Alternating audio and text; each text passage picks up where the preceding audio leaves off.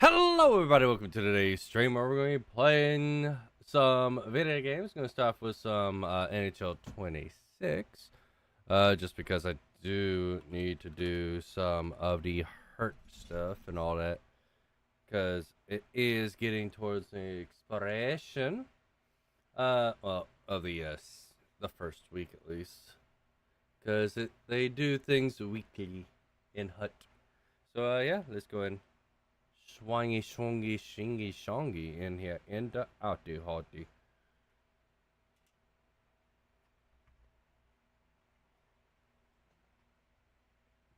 Right, Roo?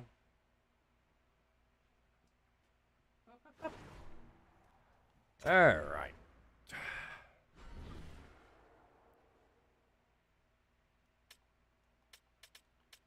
So I have no packs to open.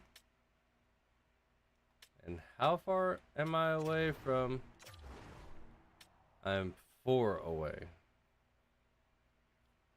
That'll get me that to where I can more incline hop in to do this.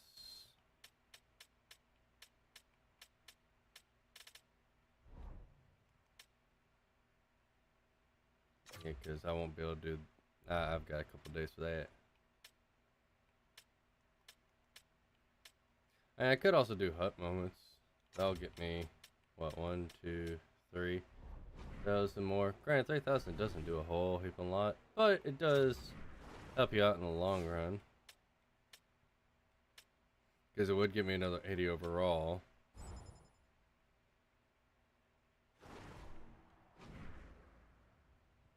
Yeah, it's only 3,000 though. Alright. We'll play a couple more of these just because. 1, 2, 3, 4. Yeah. I'm at almost 3,000, so need to just get to 6,000. Won't be too hard. These games are relatively quickly anyway because they're just 2-minute period, I think.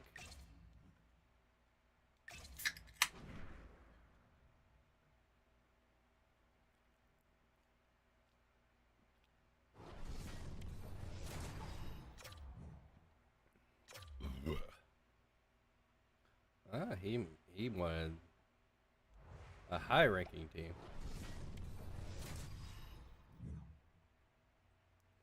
All right. Well, this should be a fun one on the ice tonight. Hi, everybody. I'm James Cebulski for EA Oh, Sports. Fisher. To drop the puck on a little hut. The Predators have won the draw, and we are now underway. Nashville's got the puck against the half wall. Oh, just a textbook hit. Nashville's got a hold of the puck now. Takes the feed in the middle of the neutral zone. The Leafs take possession in the defensive end. And down he goes as the puck goes free. Tonight on the play, whoa! Oh, you don't practice that one in goalie sessions, James. You just have to have fight and compete to get to that puck. He has all of it and he makes the save. Right up the gut into the offensive end. Nashville's gained possession. The Predators have it now. Here's a chance. Drives it to the crease. And he opts to wait for more support. Slides it across to Crosby. Trying to engage a little physicality here. Grabbed along the boards by Kachuk. Puck grabbed by McInnes. Oh, look at this. Loses his balance on the play. The Leafs ready to go on the attack. Oh, he gets a blocker on it. What a stop by Anderson. Oh, and what a save as he gets that one, too. The goaltender is very aware of where that puck is in that low slot Can you? area and defends his crease by getting out, being aggressive, and taking scores. I don't know why when you pass out, it doesn't automatically swap you over to players like it used to. Broken as they jump out to the 1-goal lead now. And this next shift is critical, James. I mean, you have the lead. Your opponent is a little bit flat. You've caught them off guard. Now you got to push and look for another one. Nashville's won the draw in the neutral zone. Oh, my! Okay. Nakis has got me tied up. James, and who's going to come out on top by the beginning of this faceoff? The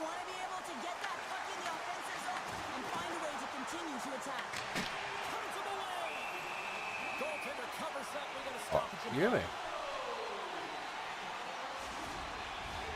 Here in the late going of the frame. The next goal could be a big one as we are tied. Puck is dropped and he wins the draw here in the defensive zone. Puts it right into the wall. Wow, this is great. He closes quickly, and you can hear the boards reverberate, James. This was a huge hit. Puts it on in. Oh, he comes up with a big stop there.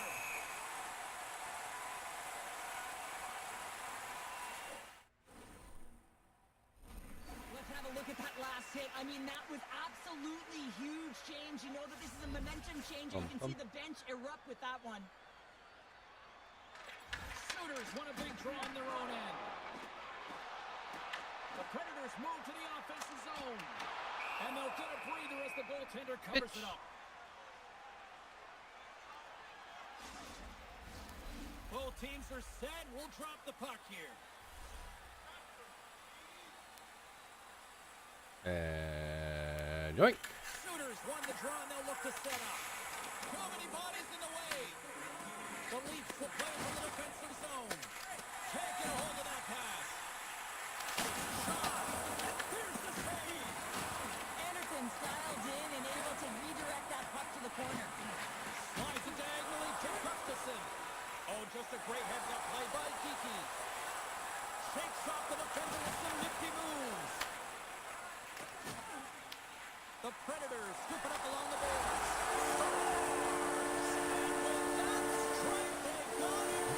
Why?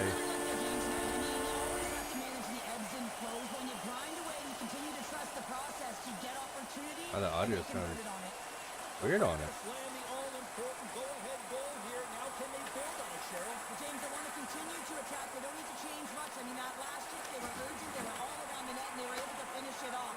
So it's like the wave. You need lines one after another to create that wave, not let that bring it back in it. Keep them on their heels. Make them chase the game. Boink. There we go.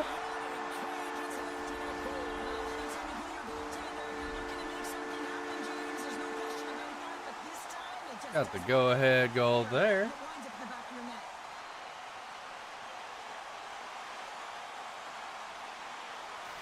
The Leafs win possession here in the open ice. Puck picked up by Woes. Eichel's got it against the boards. He is locked in there. What? Sturkin's going to hang on for a whistle.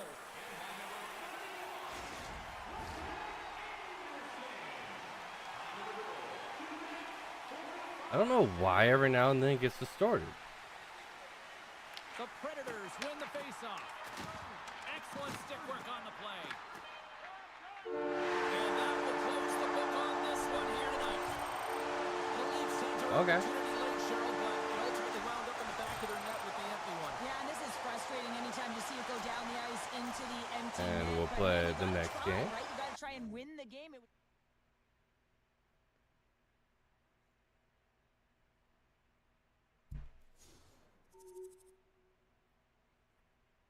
No. Catch the fist. Alright. That. Both Hut squads are ready to go. This should be a fun one. Hi, everybody. James Cebulski here for EA Sports. No shortage of skill on the ice tonight.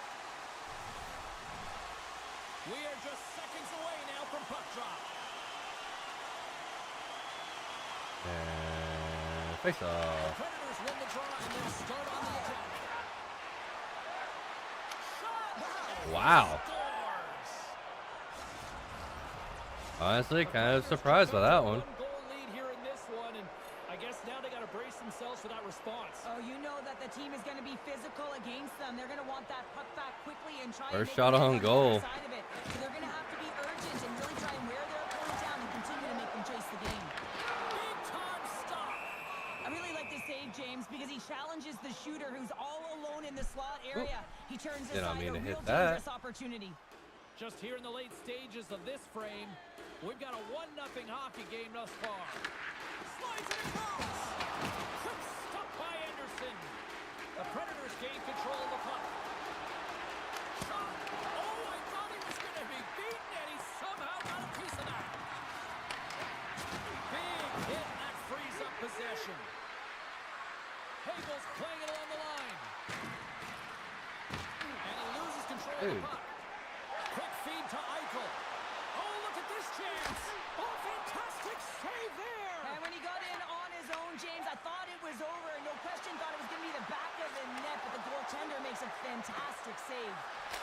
And the goaltender comes up with a Oh. piece of it to keep it out of the net. This is a really nice save, James. I mean, the shooter's in the middle of the The ice, only he's in the downside, slot area. it He's seems like gotta my get to the top of the players crease like square to of the really puck to be able to fucking make that save. bundle Great job. up. Officials are set. Players seem ready. We're ready to get this thing back underway. Puck scooped up by Natchez. From the right side, they gain the zone. The Predators will play it in their own end. Moves it quickly over to Natchez. A chance from the slot. Big save. This is a great reactive save. I mean, he sees the puck at the last second and is able to get his body in front of it. That is tough, not easy to do. He found it and he made the save. Moves inside. Oh, a clutch save. Does a great job with some great pushes to get to the top of his crease and make the save from a high danger area. Here we go. One-man rush. He scores. And there we go. 2 quick goals in a minute 30, James. Anybody who just got up for a quick snack is probably looking at the scoreboard going, what happened? Well, don't blink. The game can change in an instant. What happened? Absolutely. They happen. J happen. Say happen. And with the centers tied up, he swoops in to take possession. Loses the coverage there. Oh, they telegraphed the pass, and he picks it off. Dallas has it near the wall. The Predators gain possession in their own end. Into the offensive end, right up the middle. Sneaks to the crease. One save made by Decor. Listen, James, the shooter's in the slot. This is as high danger as it can get, and he challenges. He's set, ready to go, in great position, and makes the save as a result. On the attack along the boards. Loose puck, and they're off to the races. The Predators gain possession. Hagel stick handling in his own zone. Oh, had a chance to make a nice move, and the puck disagreed with him. Fisher's such a great player, James. He's got great hands and in-tight skill, but just that extra move there, it's a tricky one, and he gets lost in it. Grabs the puck in the corner. Decides to go to the backhand. Shuts him down. Driving right to the front. And a great save. What I love about this sequence of saves is knowing where the puck is, and his awareness is outstanding. He finds it, he makes the save, not once, not twice, multiple times. Looks like we got a penalty coming up here. Yeah. And here's the call. Darlene's going off for interference. Well, that's going to be an interference call, and it's a deserved one. You can't impede the forward progress of your opponent, and that's what happens here. And that's off the club and will play on. And that's all she wrote on that There one. we go. Well, he came, he saw, and he All conquered right. every shot he faced Got in goal tonight. Well, he was one the of the last line of collectibles. defense, but I thought the team in front of him also did a good job of making sure he saw the shots, James. But man, did he have to have some timely sequences to keep this. Because I did not also check what the daily is. Oh. I already got the daily.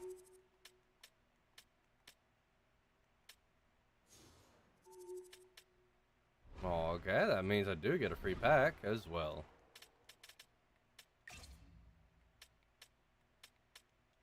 I don't like that. That one is like, oh yeah, I got it in these packs. It's like, just put it in my inventory. Makes everything a whole lot easier.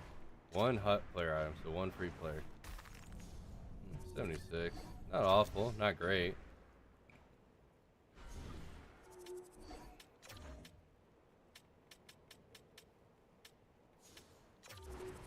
So, well.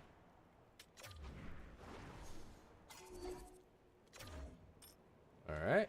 Got enough to get a 78, 79 overall.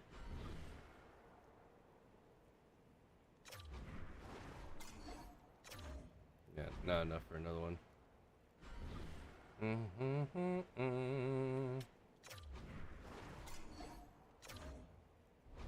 Alright. Dad.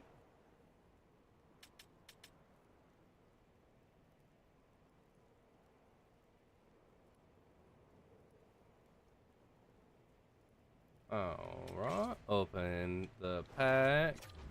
Nothing I'm gonna keep anyway. Yep. 79 overall FD. Would be good for some people.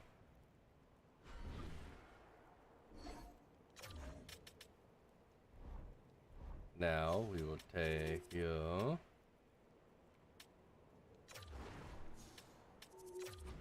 Oh, I'm one away.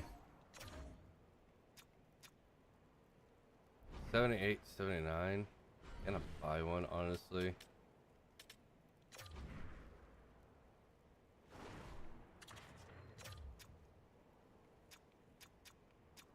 A lot of 84s coming up now.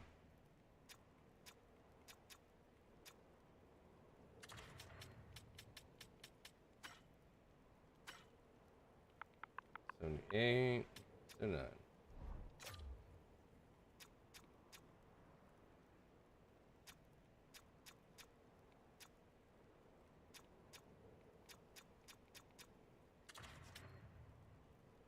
Alright. Buy it now.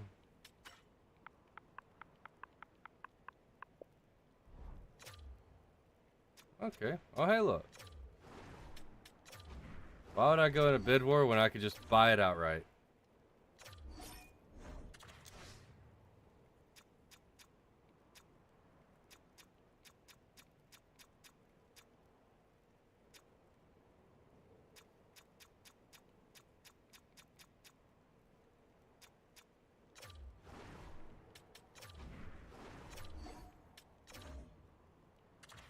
Purchase.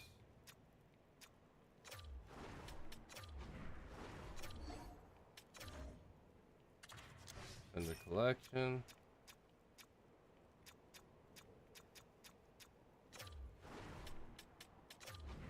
And this will let me buy 2 people. In the collection. Alright. There we go. Well, buy 2 people, I mean. Get 2 more 80 overalls.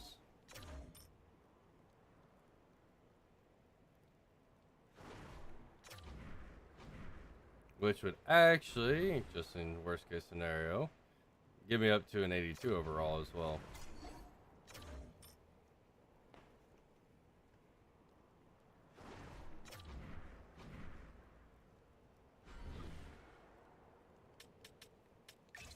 Alright.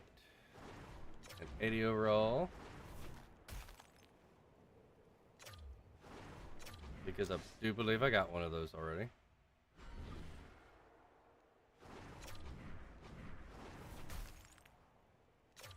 I believe Strum is both of those. So, yep, we're going right back and getting me an 82 overall then.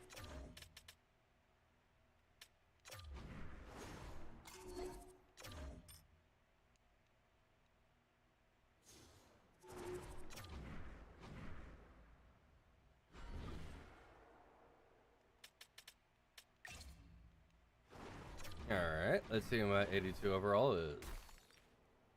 82 overall center. And he is part of the Blues. So division rival.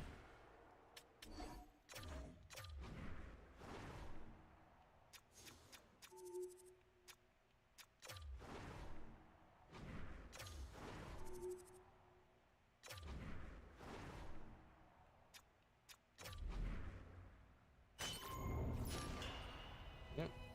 We get to keep that.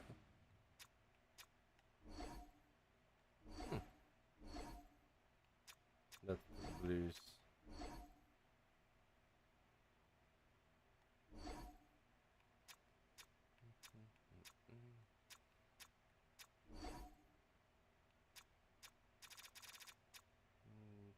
Nothing there. If I had a lightning, right D. Alright, well, I mean, that's better than what I originally had. Pretty fast. When all is said and done. I think just to have a better odd.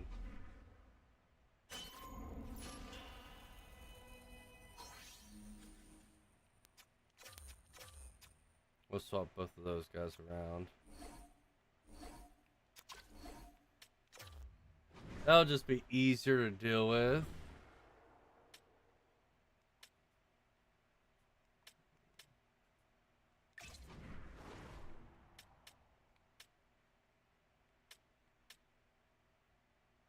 Okay, so I'm trying to get to 6,000 points. Okay. Okay.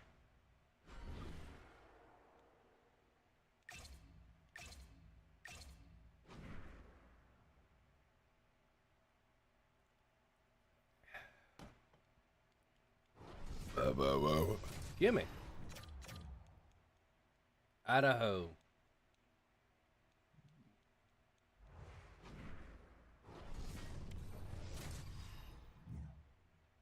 IHAPIHAL. Welcome to EA Sports. I'm James Sabalski. Look at the star-studded talent on display for this hot matchup tonight. The Avs kick things off by winning the opening face-off, and here we go. Here we go. Odd-man rush here. To the front. And just got a piece of it to keep it out. This is a fantastic save, James. He's all over it. What I mean by that is he knows exactly where it is and where it's moving. A reason why he can get square to it and make the save. Oh, hammered onto his own bench, just lying down on the jaw. Well, James, I think he's really embarrassed here that he couldn't combat the contact. And now he winds up in his own bench. It's pretty good. Along the half wall with the puck. Shot! Oh, what a save in front! Goaltender spends so much time doing cracking exercises, and it's utilized right here as he knows where this puck is coming from, and he makes the save. Into the middle of the neutral zone. Shot! And it doesn't reach the net because it goes off a stick.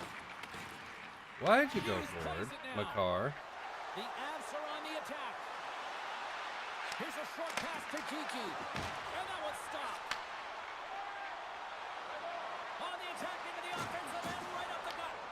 And now it's grabbed by Pasternak. Moves into the slot. Oh, and he gets a piece of the puck to deny them there.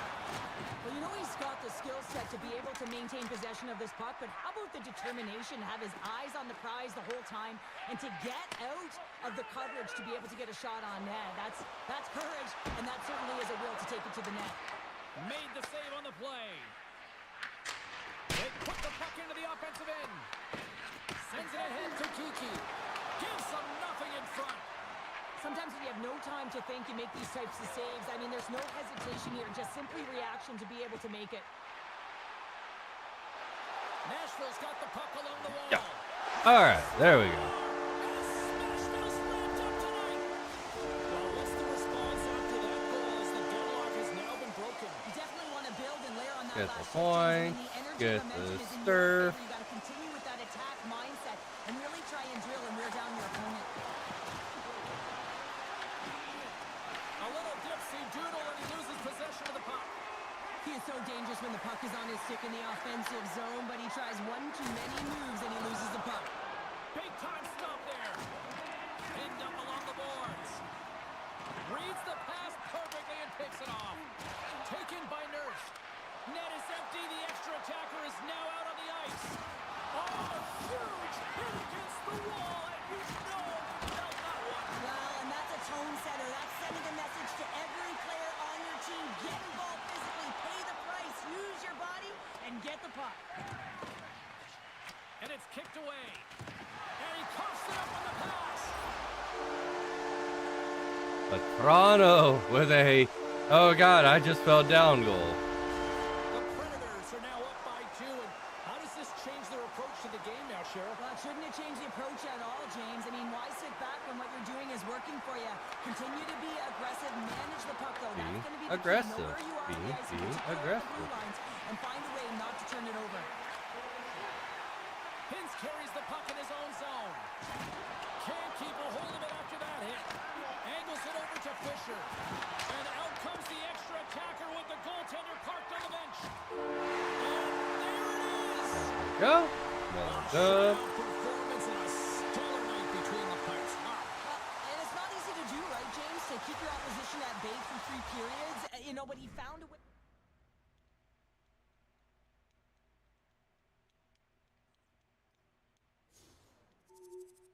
Stenacast.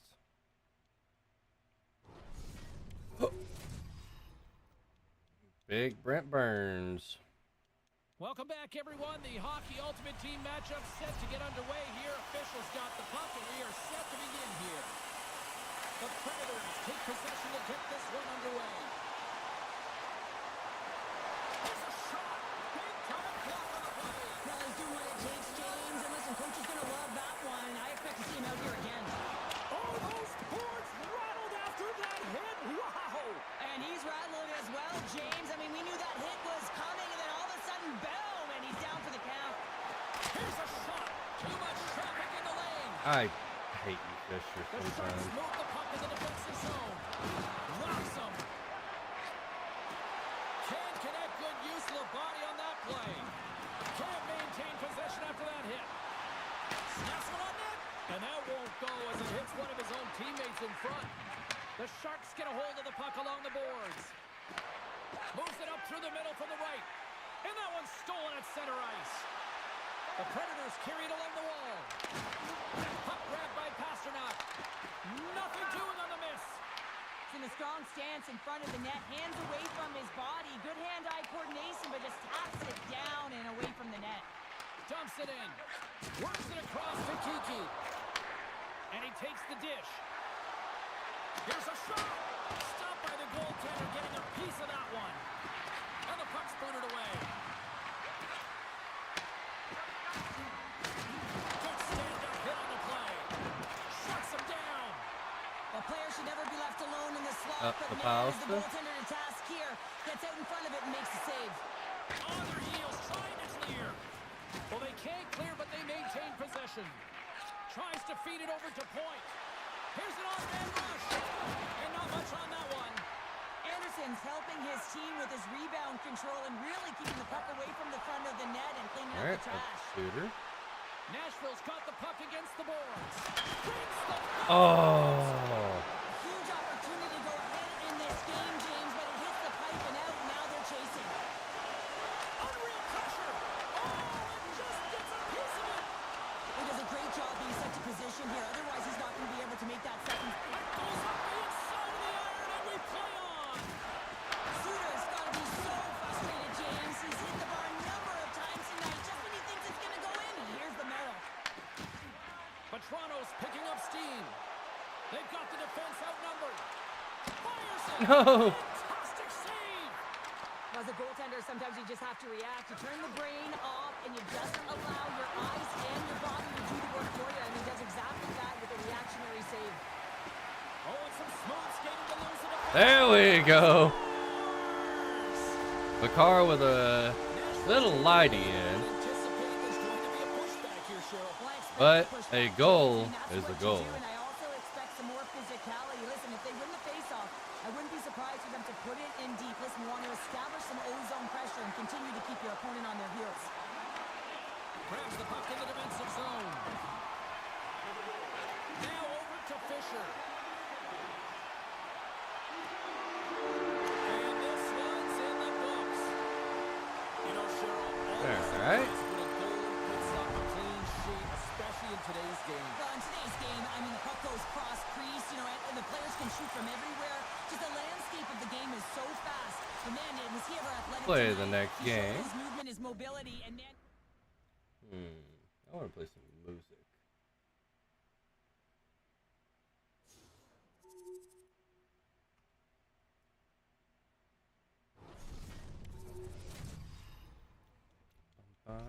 Bum. The moment of truth has arrived. It's time to drop the puck. The Predators start things off on the right note by winning the opening draw. Knocks the puck loose after a solid hit. That, you know? Jack Eichel. Big goal on that shift, and now they've got the momentum. Yeah, momentum is everything in the game. It's what you do with it, and it's in their favor right now, so they've got to continue to adapt, drive the net, use those killer instincts, and try and put their opponent away. Fisher's quick stick lands on the puck here at center. Fires it on net, and that's broken out. Puck picked up by Carlson. Point. Look at that hit. Maybe try to Point, wear point. down the opponents here. Denies him. He got all of it. Birch. Covers it up. We'll get Stop a being a stoppage in birch. play. In the final moments of this period, the Predators have taken a 1-0 lead. Nashville's won it, now they'll go on the attack.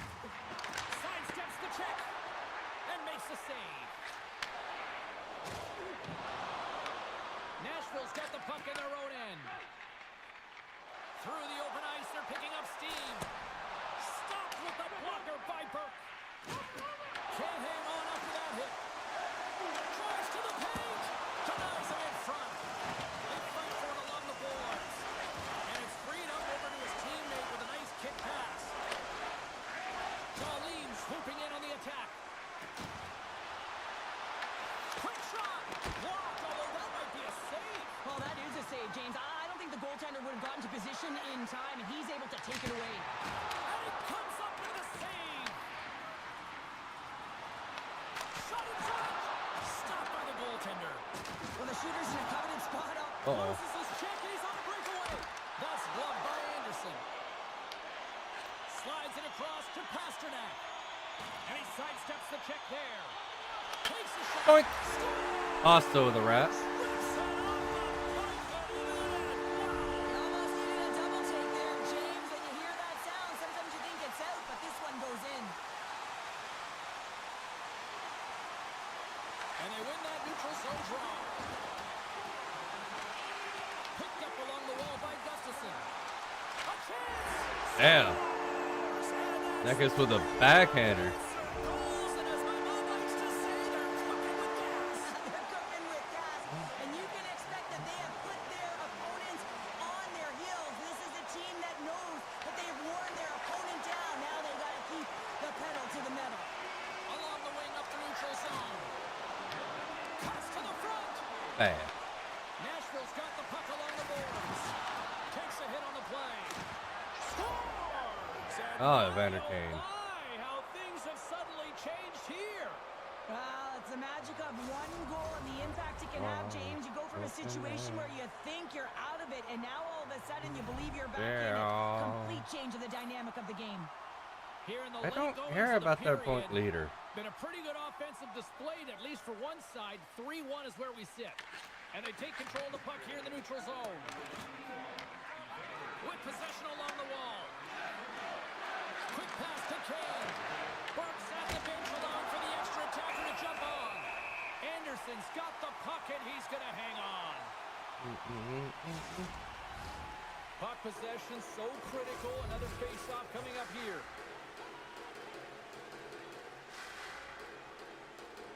The Predators get a hold of the puck in their own end. Oh, he'll feel that one. There's a collision with some authority. That's not going to fool him. Great positioning by the goaltender to redirect it to the corner, getting it out of danger. Shakes off the coverage. Wide open. And Goral. Well, you're trying to push and create something with the extra attacker, and you know that you get the extra advantage, but unfortunately, it doesn't work out, and it goes the other way. Nashville's got a hold of the puck off the draw. Here's a shot. Denies the slapper. Slides the puck over to Michel. He got all of that hit. Strong use of the body. The Predators move it in. Here's a chance. Rejected by the blocker. Nashville's at the back end. A little rock'em sock'em on the play. Great pass from off the right side. Puts it on net. And that shot goes nowhere as the lane was filled. Point. And that's all she wrote on this one as we are in the books. Sure, today was about as dominant a performance I've seen from the team all season. Yeah, they held the puck and they had possession time, and what they did with that was really effective. Ba-ba-dee-ba-da-ba-dee-ba-da. All the people playing Borderlands 4. I mean, it makes sense. Borderlands is a big one as well.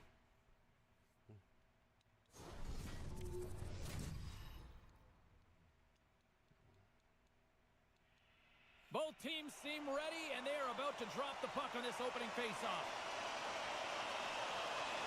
The Predators get off to a good start as they win the opening faceoff. The Predators have it from the corner. Oh, it's a great shot block there. Well, yeah, I mean, it's grade A scoring chance, and you want to make sure that you get in front of that one, and he did. He gets all of it. He scores! On the Well, one-timer, that was sweet. rough to me. The Rangers go ahead by one after that goal. Well, James, they've gotten themselves ahead by one because they've attacked the net. They found ways to be aggressive and really find opportunity in the offensive zone. Now they got to make sure they manage the puck. They track back well defensively and with purpose. And hey, make sure that they put their opponent and keep them on their heels. Here's a shot. All right, there we go. On the rebound. Got it back. For the goal. Well, back to a level playing field, and we got a wide open game now. Well, yeah, they get the equalizer, so it's all even here. And now it's the one who strikes next that's going to gain the momentum in this one. But I really like their game, James. Even when they were down, they had a lot of effort, a lot of compete, and they weren't afraid to take it to the net. Nashville's got the puck inside the defensive zone. Moves around along the half wall. Oh, what a move! Denies the chance by blocking it. Nashville's gained possession along the boards. Getting a little physical there with that collision. Oh, great move to sidestep the chip. And that's poked away by McCarr. Looks to make a play over to Sedin. Passes it over. Good stand-up hit. The Predators have it against the wall. Good hit on the play. And he's pulled over to the ice and loses the puck. They gain the offensive zone from the middle. Can't keep a hold of it as he's jostled off the puck. Oh, and he cracks it perfectly in the offensive end. Great chance and an even better save. Rebound control is critical in the game of hockey, putting it to the corner, and now the offensive player has to hound the puck. Chase right in front.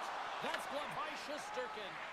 It really is amazing to watch him maintain possession of this puck while his opponent is on him. I mean, they're pushing him, they're shoving, they're doing everything they can. But he's resilient, he's got a willingness to his game, but he's also got power. Power, you can see it in his lower half and the balance and coordination it takes to get this puck to the net. Moves it to McCarr. Puck dumped in. Gustafson's taking it from his own end. Rocks him on the play. Oh, he's going to feel that the rest of the game. They are wearing down their opponents with hits like that. And he shut the door on that last play. Oh, look at this. Fires it into the offensive zone. Nashville's got the puck. Yokiharu's lugging the puck. They've got numbers here. Takes it to the net.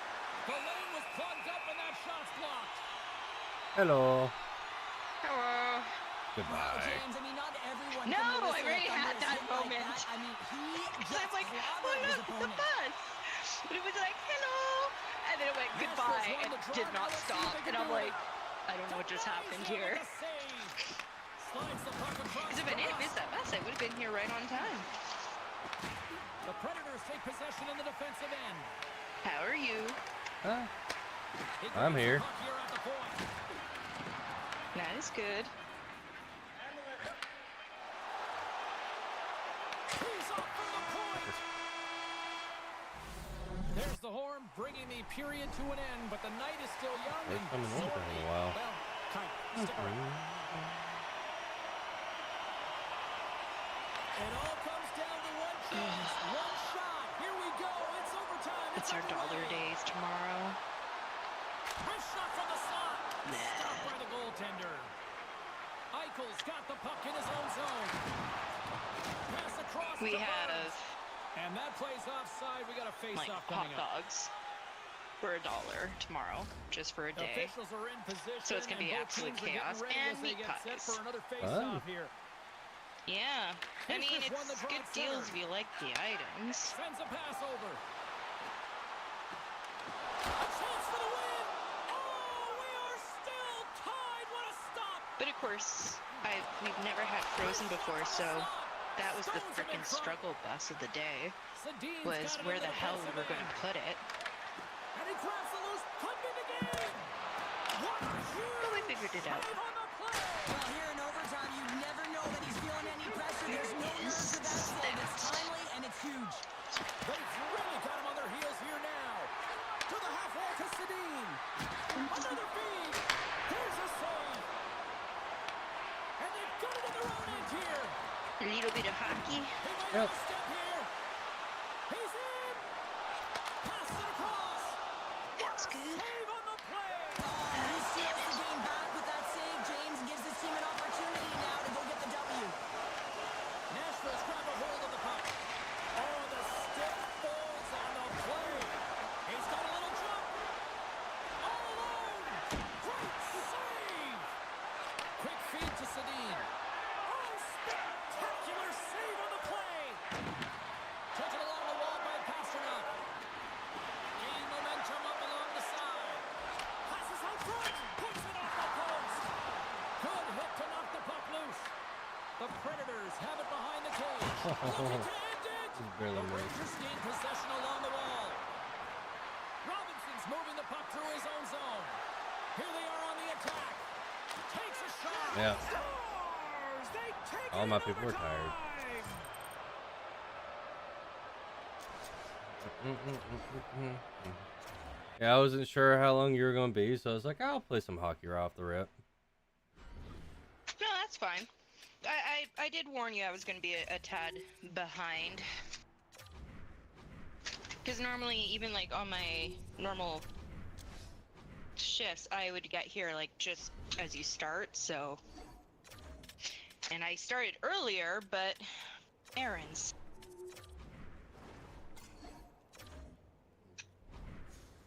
But it's all done.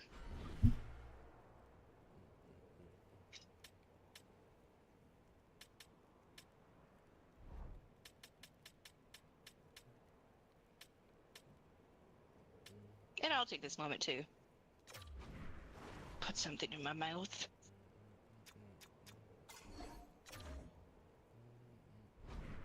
You know, you really need to learn to choose your words better. I'm going to eat. Yeah, that would be the better term to use. Unless you're going down the street and gobbling some random dude's knob. No, I'm not interested. I don't know, you made it seem like that's what you wanted. Hmm. You're the one who said you wanted something in your mouth. You have no one You're to the one who made it blame but perverted. yourself. You're the one who made it perverted. No, that is a very perverted statement. If you heard that in the wild, you would not assume someone is talking about eating food. Maybe Am I I? just hear it more often. You must be around more people like putting stuff in their mouth, I guess. There's so many times where they're like, I'm going upstairs to put something in my mouth. I'm like, all right, go take your break, have your lunch. Nice poke check inside the attacking zone. Handles the pass. Good use of the body on the play. From the right side and up the middle. Shot! Denies him on the slapper. Goaltender covers it up. We get a whistle to slow things down. Getting into the later stages of this period. Still no score in this one. Fisher's got it, and they'll go on the attack here in the offensive zone. Way too much congestion blocks that. Dallas moves ahead with the puck. Receives the pass. All alone. Oh, denies him on the play. And this is a great play by the tender to anticipate and get across to make that save. Here's a chance. Shesterkin's opted to hang on to the puck for a face-off. Anderson's found his rhythm here as we look at that last save. I mean, he has to be so on the mark right now, too positioned to be able to make it. His read is perfect. He's tracking well. I mean, you have to be quick and athletic to make that one. Denies him with a save. Quick pass across to Ruju. Looking to make something happen at center. Solid hit on the play. And a nice lead pass to start the transition. Look at this. They've got some bodies here on the attack. Dallas gains a hold of the puck against the boards. Moves it quickly over to Burakovsky. The Predators get a hold of the puck in the open ice. The Stars gain control of the puck. The Predators have the puck now. The Stars gain possession in their own end. And now it's over to McCarr. The Predators will play the puck from behind the net. Coming down the left wing and into the zone. The Predators play it along the wing. Blocked, and he may have just stopped a goal. I think he did, James. I mean, you got to protect the house, especially when it's a great threat shot like that, and he finds a way to get in front of that and quick. Slides the puck over. Lowers the boom. Levels him with the hit. The Predators look to start the transition game. What did you think about that picture that Nick posted? A voice in the No. and he makes the save. I said something about it. The Predators gain the zone. Hey, I didn't see you reacting. Oh, wow, look at that. Doesn't pay attention. The last one that was on my phone was Lucy. It's almost like people can respond after that, though. And this next Yeah, shift is but my phone critical, didn't James. say I mean, that you anyone have the lead, responded. your opponent is a little bit This flat. can maybe a tough Now foul. you gotta push and look for another one. That's such a perfect dunk. I don't know what's worse, that or a chihuahua. Actually, they're both bad. In different ways. Goalie's off the bench and the extra attacker is now out on the ice. In close. Denies him. I'm not sure where the defense is, but I'll tell you what, the goaltender has been outstanding. Made a flurry of saves to keep his team in this one. Scores! And we are back to even. Yeah, tie game now, James. I really like the energy that they show throughout the game, but now it's about channeling the energy they just created and doing something with it. Dallas has it near the wall. Moves it over to the Predator. Reads the play and forces the turnover. And there's the end of the period. Both teams will get a chance to get a breather. We'll get a clean sheet of ice and bring you much more action. Stick around. Social media's buzzing with who's going to be the OT hero. It is underway. Oh, denies him with the paddle save. Well, goaltender has to be able to anticipate the play, and he does just that. Gets square to the shooter in the low slot and makes the save. The Predators going to work on offense. A chance to win it, and he denies him with a monstrous save here in overtime. Looking to end it, and he comes up with a huge save. Dallas takes it across the line, and that's off target as it hits a body. Directs it on over to Fisher. Carries the puck through the neutral zone. Coming to the front of the net. Oh, he saved it. What a stop. Now, that's desperation at its finest to be able to... He's got the game on his stick. And they score. Hang on, James. The official waved this off right away. This is going to be goaltender interference. Listen, these rules are put into play to protect the goaltender. The moment I'm you glad come into Eichel did not contact, just this toss is me gonna be that goal. shit by trying to go off the ice. Drop the puck and get things back underway. Monahan's won it. Shakes off the defender for the win. Oh, what a save to keep it tied. Both sides mixed up for that battle for the puck along the wall. On the attack, they come down the right wing. For the win, off the outside of the iron. That's an unlucky bounce as the shooter is driving in and just sees an opening, but unable to convert as it goes off of the pipe and out. A critical draw here. Shooters won the draw here in the defensive zone. Gustafson's got it along the boards. Moves the puck along the half wall. Game on his stick, and he keeps it alive. What a stop. Dallas is across the line and on the attack. The Predators have a hold of it in the defensive zone.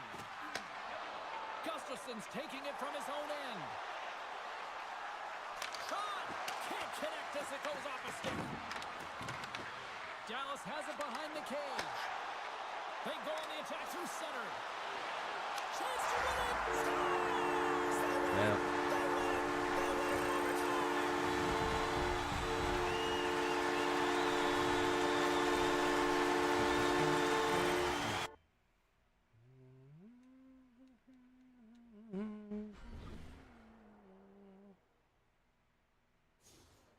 Oh, look at that.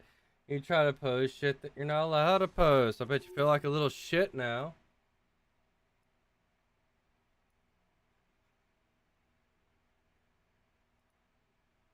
Hmm? Not you. Well, I know, not me. I'm not posting anything.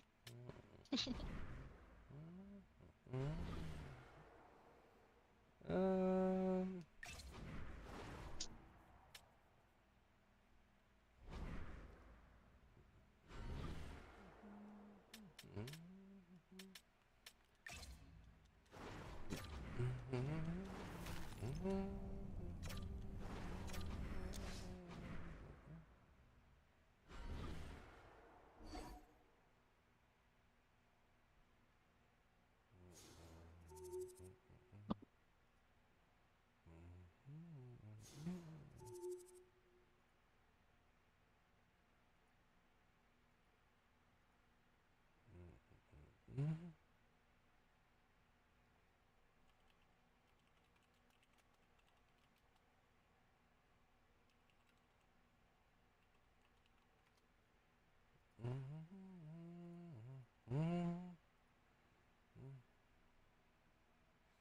All right.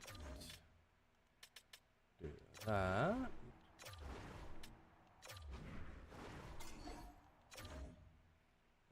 I'm one away from another 82.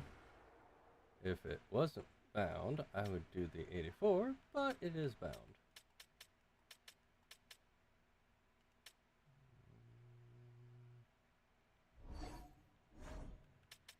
I want to check I got my free pack.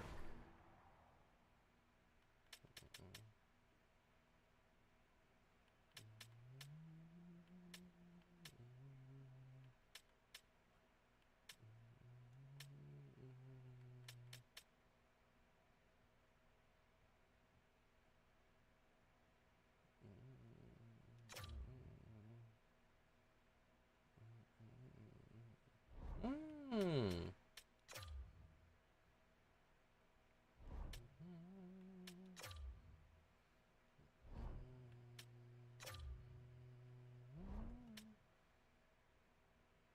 Contains items from season 1.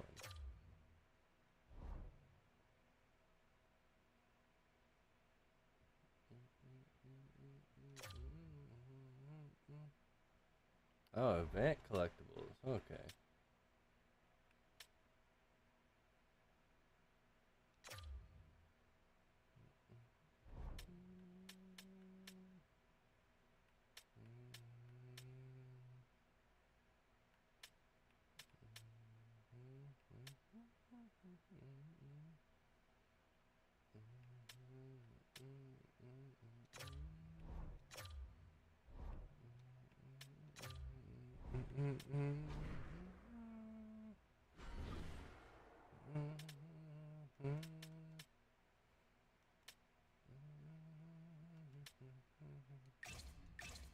Alright.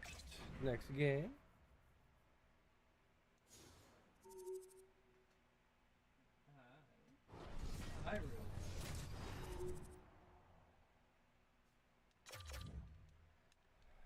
Mayhem Matthews.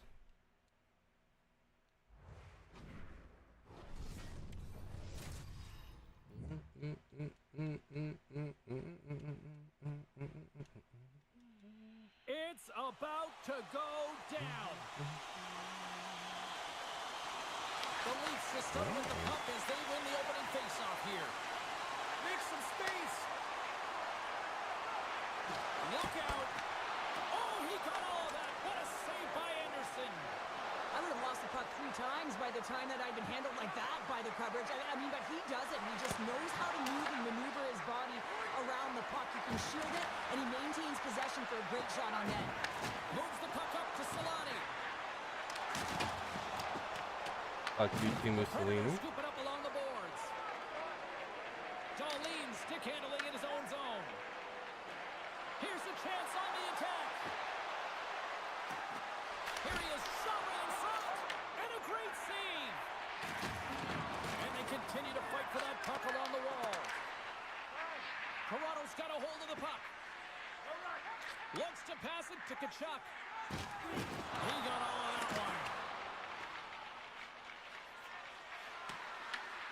Leafs gain possession. They try to maintain possession inside the defensive zone. Kachuk crossed the line and gained the zone. The Predators have it from their own end. Tries to get the puck over to Pasternak. Toronto's got a hold of the puck now. Rocked on the play. Down the right wing and into the offensive zone. Here's a chance. Point blank, stopped by Ullmark. Well, these are the saves when you know that your goaltender is dialed in, James. The ability to get to the top of the crease and be square to the shooter, that's a great save. Here in the late goings of the period. Still scoreless in this one. Oh, and he takes possession of the puck from off the wing with the centers all locked up there off the draw. Here's a shot. Nice step. Stars and Leafs Nation is rocking. Toronto's got to be feeling a lot better about themselves now with that one-goal advantage, Cheryl. Yeah, and on this next shift, you'll want to dictate the pace and tempo, and it's really important that you put your opponent in vulnerable spots. Listen, hey, they may take some penalties if they're chasing the game. The Leafs get a hold of the puck along the boards. Slides it on over to Hemsky. And they'll go the other way with it. Great play by Geeky. Shot! Tremendous block on the play. Well, and the bench really erupts on that one, because otherwise it would have been in the back of the net. And scores! There we go. That one going Geeky off with the a goal. defender for an own goal. Tied back The up. Predators' goal has really shifted the momentum now, Cheryl. Oh, they It have feels like it in this Jerome building. Yeager James, on it's been a their consistent effort second throughout line. the game, and it's really gone back and forth, but they get the equalizer, and this is key. The bench erupts. You know that they're full of energy right now. They're communicating, and now this next shift, who can get in the offensive zone? Who can establish pressure? This is what I'm looking for. Big time stop by Ullmark.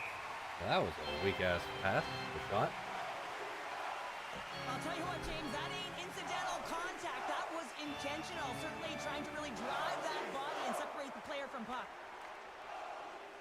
The Predators will go to work here in the offensive zone. Stops him cold. The Leafs have it against the wall. Picked up along the boards by Forsberg. And pokes the puck loose inside the offensive end. Quick pass to Solani. Great stick work with the steal. Moves it in front. Oh, and he comes up with a stop. And he's ridden off the puck. And he feeds it down to Montour. The Predators pick up steam and are on the attack. That goes off the mask. Whether you're a player or a goaltender, so much of the training is about... There we It's go. in the back of the net. Just a minute between those two goals. Cheryl, you stress consistently. Keep Right your in front of feet the net. moving on the ice, and that pays off. Well, they got the pedal to the metal right now. They're like a freight train. And it is all over with this one. The Predators come away with the win on a night that they looked like they were going to come away with the win. Honestly, Cheryl, they were good out there. Well, yeah, and give it me. was tighter than it probably...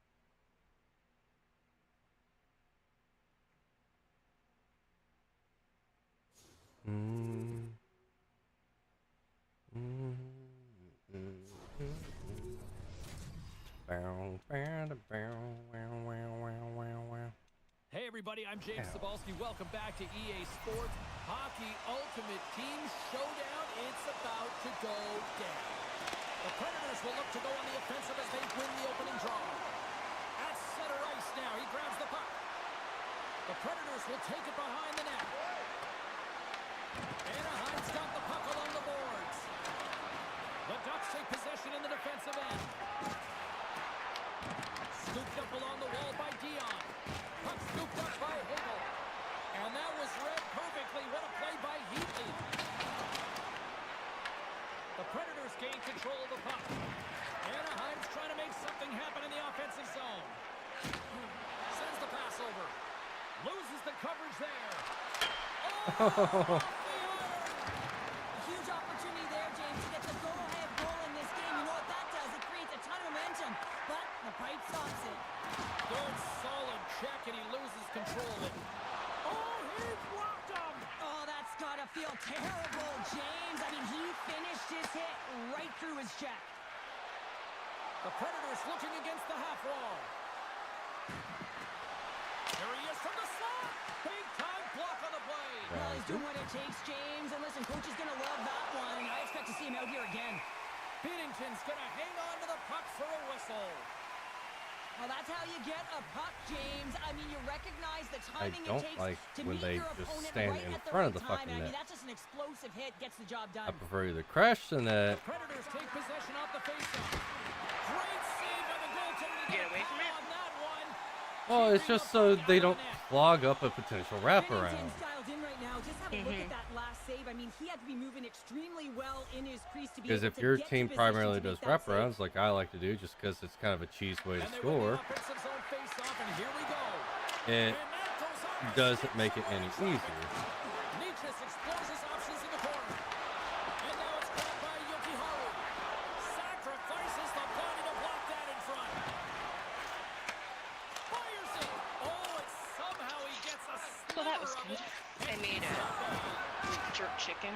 Moves the puck to the attacking area. Yeah, I picked it up when I was leaving work. I wasn't going to. I was going to make something else, but I was like, The Predators gain I kind of possession want along the the jerk wall. chicken that we make And the at the work. intensity So I starts was to like, ramp up fuck it. here after that hit. Into the corner of the attacking area. Snaps it on net. Long jam in front. That's broken up. Picks up the puck in his own end. Anaheim's moving it along the wing. Puck bounces into the bench and we'll get a face-off. Let's have another look at that monster of a hit there, James. You got to love it. You have to have great timing, and you got to know when your opponent's vulnerable. The Ducks get a hold of the draw. Oh, and some smooth skating to lose the defender there. What a strong defensive effort to get down on that one. Icing is the call. We'll get a face-off at the other end. Here in the late going of the frame, the game is still scoreless. The Ducks win the draw, and they go on the attack here in the offensive zone. Puck possession right off the draw, James, against a very tired group who just iced the puck, leads to an opportunity. Takes it to the front. They There score. we go. Should have got his goal. The Now Predators just have to land the play all-important defensive. Go-ahead goal here. Now can they build on it, Cheryl? Well, James, I want to continue to attack. They don't need to change much. I mean, that last shift, they were urgent. They were all around the net, and they were able to finish it off. So it's like a wave. You need lines one after another to create that wave, not let their opponent back in it. Keep them on their heels, make them chase the game. Net is empty. The extra attacker is now out on the ice. Here they come. Wide open. And there we go. Lieutenant Cole. Well, this is Extend the risk you lead. take when you pull your goaltender for the extra attacker, James, and they get burnt on it. Spoken like a true stay-at-home defender there, Pounder. Nietzsche has won the draw here in the neutral zone. The Predators played along the boards. Here he is in front. And there it is. This And there we one's go. all Now I'll over. get another Well, I'll 82. defer to the and doctor see what of it gets defense me. here in the broadcast booth, but a shutout performance, Oh, top notch, you'd no, say. I didn't want to play another game. I hate how it positions it.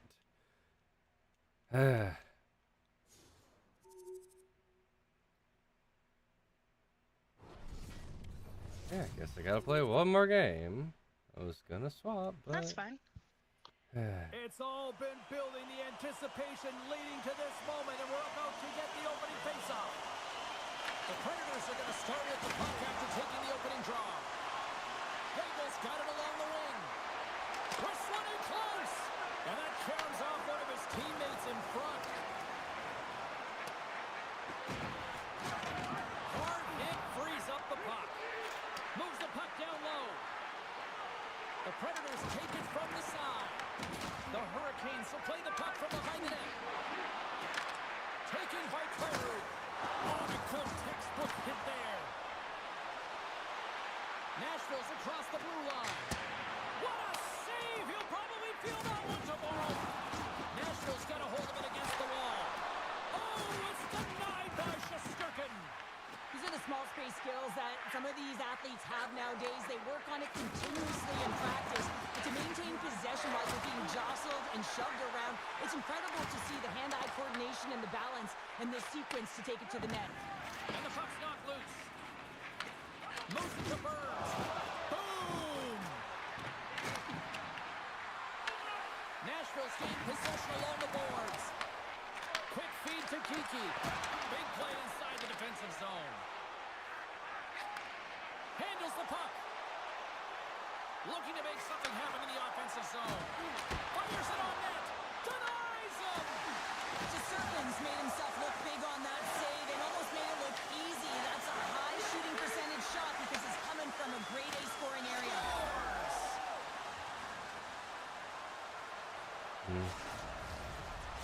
The Hurricanes jump out to the 1-goal lead here in this one, and I guess now they got to brace themselves for that response. Oh, you know that the team is going to be physical against So them. like I had a letter from the store And make amends on the other side of it.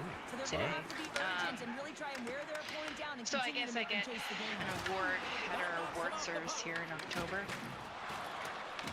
Grabbed along the boards by Yokiharu. I'm getting my 15 years. Gonna give everyone a chance Ah, to you're breathe and old. hang on to the puck. I know I'm old, so old. Just here in the late stages of Gotta- this It was fine frame, 'cause Gotta get out that Hurricanes crush. lead it 1-0. Or the cane. one of my coworkers was talking to me, and I can't remember Puck moved over to how it Caulfield. fully came up, but it was kind of like a mention The of Predators have it now. things, and I made the comment of, well, I had heart surgery, and then she's like, how old are you? And I was like, 40, going to be 41 here. And then she's like, you do not look your age. I'm like, I know. I'm like, I know I don't look my age. Here, he's off to the box. As the clock ticks down in this frame here, James, they got to kill off this penalty, and they just want to get to the intermission, force that neutral zone face-off so they can reset. And I'm Moves old it as quickly fuck. over to Kiki. The Predators take it along the wall. The Hurricanes have it now. Rocked him right against the boards. Well, he's up and along the wall, and there is no give, James, and that was just a thunderous hit. Picked up along the wall by Miller. Uses the force on that hit. The Predators gain control of the puck against the wall. Shakes loose. The Hurricanes will play it from the defensive zone. Moves the puck over to Robertson. Can't stay on his feet after that hit. Puck battle along the boards. And that'll do it here tonight for this one. Okay, now I don't know why they do play next game instead of quit game at the top. I guess they assume people are just gonna go through it for 12 years. Because nobody wants to quit. They just want to keep on going and going and going and going.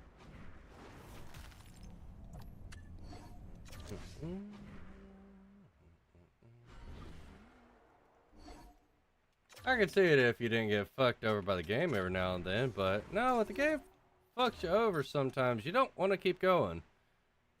I've seen a lot of controllers broken on sports games.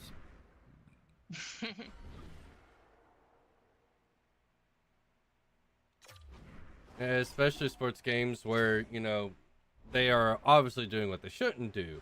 Like in this game where, you know, you'll be trying to cross the ice and one of your players who's a defenseman decides he wants to play as a forward. I got this. I got this. No, you don't. Pack the fuck up. So he'll go up, and then as you try to cross center ice and everything, you run right into him.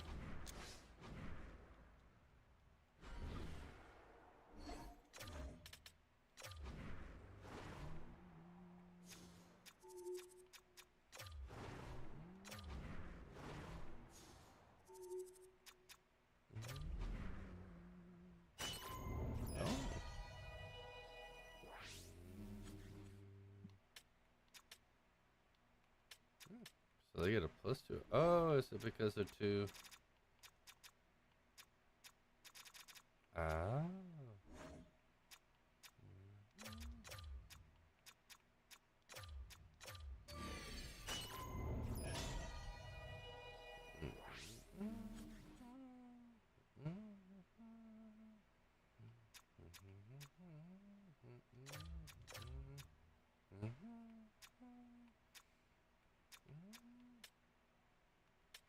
Alright, That will be fine.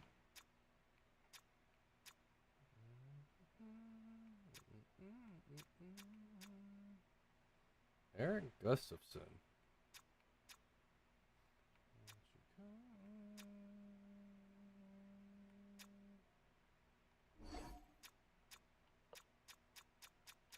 Oh, so it is not necessarily that has to be right or left. So I could do Roman Yossi.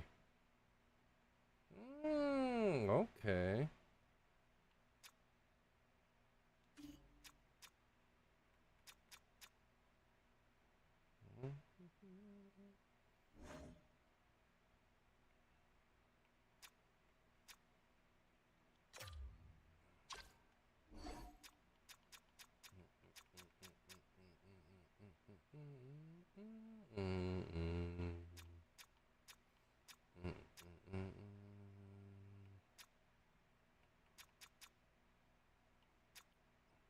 I wonder how much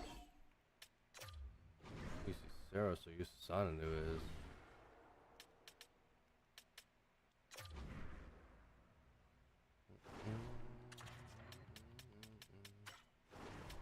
NHL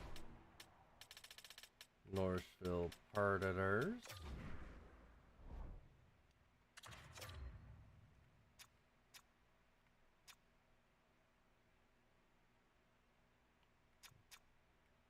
Yeah, he's probably gonna consistently stay pretty pricey. 83 overall, UC Saros. I wonder if they have Ananu.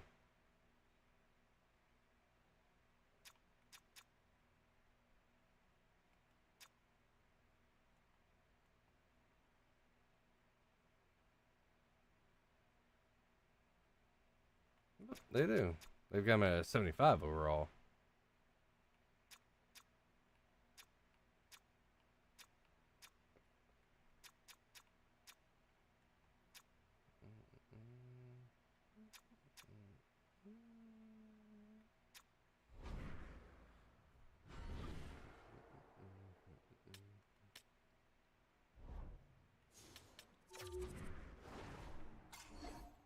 One goes in here.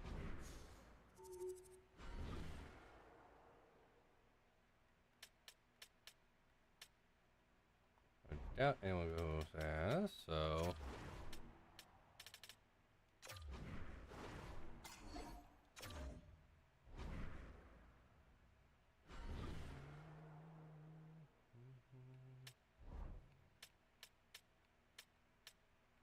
What's it? I've already done the rookie.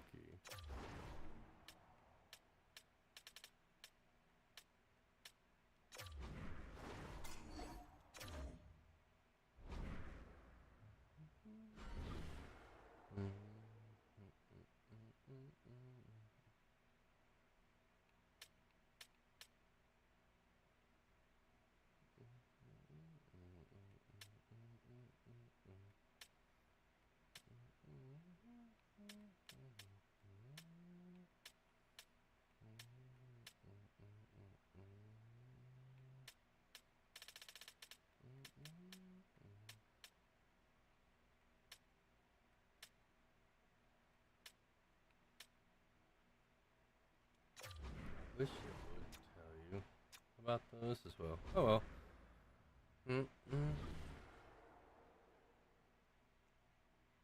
Yeah, I wasn't sure if Whiskey was going to join us as well.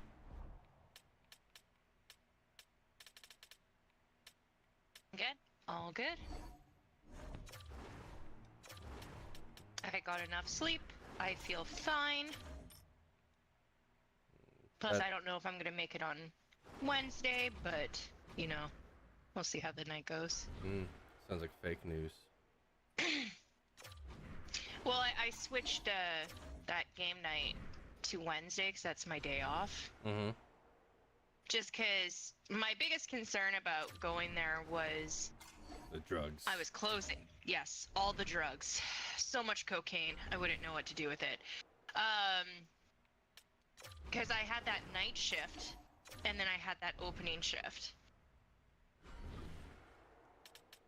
And I mean, even though I kind of didn't play because noise, but I was tired. I did pass out quite quickly, so yeah.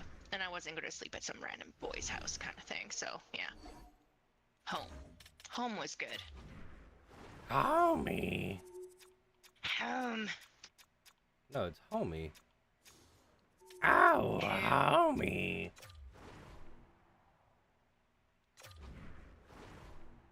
Alright, we And will. there's people that like adore her.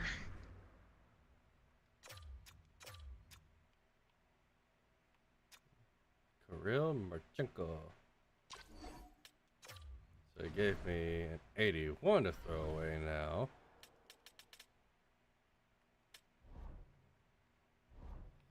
I don't know where I can throw an 81 into. I don't think these are 81. No, these are 82 to 84.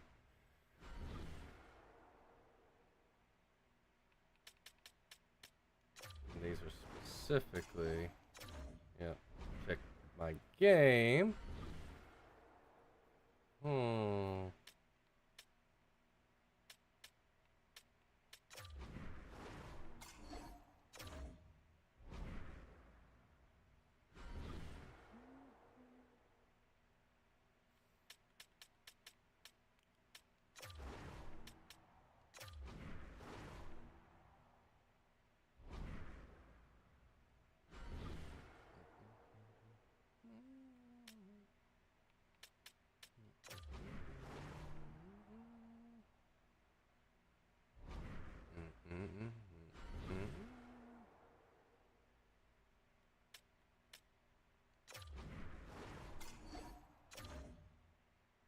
I can try that.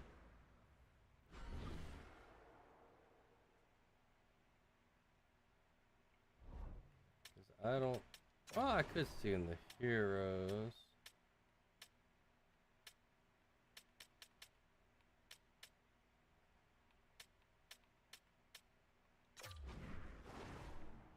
No, but those specifically Illumini. The Illuminati. Illuminati? Mm. The naughty naughty?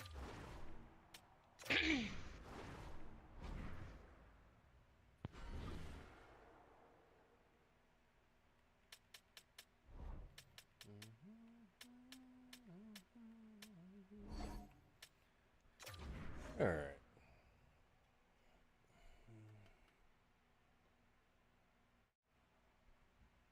That cycle. All right. So what is we thinking? War Thunder? Unless you want to play some GTA in case somebody shows up, or With the fact that no one said anything, I think the odds of someone showing up is slim to none. yeah, being No, weekday. with Lucy getting ready for his childbirth and all that. Mm-hmm.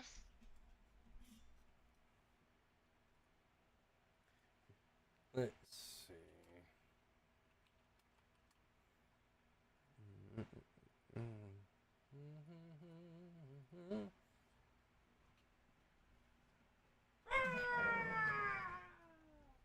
She's got the TVs. Teeth. She got the teethies? Yep. Right.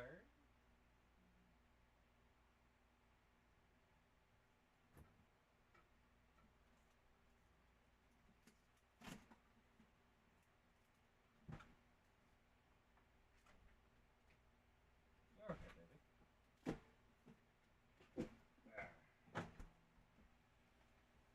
I think it's funny how Knight was, talking about how that dog is derp. I was like, but Huskies just have a way of looking at you that makes it like, why are you like this? Yeah. They can go from being a derp to why do you exist? I still just can't get over that face. Well, also the downside of it is based on the fact that it's gonna have part pug in it, is that Breathing issues. yep, the inherent breathing issues that pugs have. Oh yeah, it's really bad.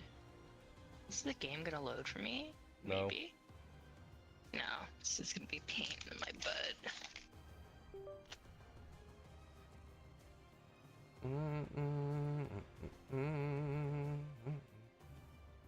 Because downstairs, if even Knight was here, I would have suggested like playing some the finals or something like that. If the finals works for me.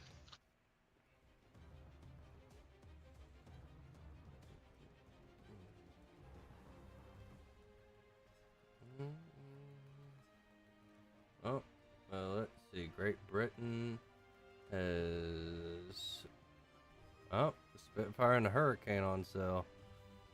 I mean, realistically, if you want to get into Great Britain, those are two viable options. I think it was Great Britain that I won that plane from too, if I remember.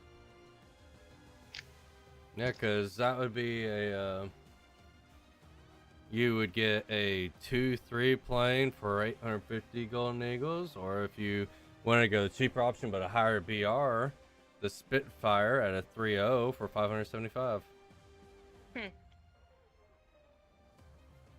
But the Hurricane Mark 1 is on sale for a limited time. Boom, boom, The only boom. downside of them is that they don't get the ability to carry bombs. No bums. No bums.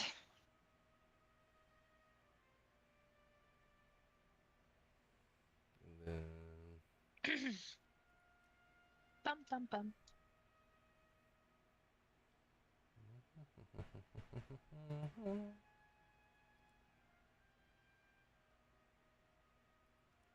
Bum, bum, bum. Aim's loading very, very slowly. Well, hurry up. God, women, I I swear. was trying to connect to the server.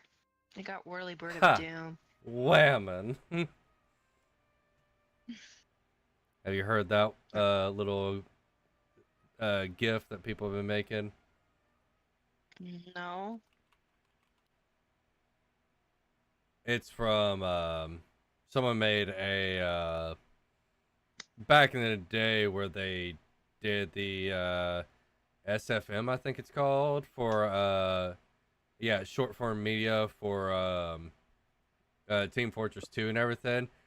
They had the medic and the soldier standing around, and they just go, "Ha, women," and they start laughing, and they both start drinking their coffee. Oh, Team Fortress had so many good little things. All right, I'm in, so you can invite me. All the SFMs.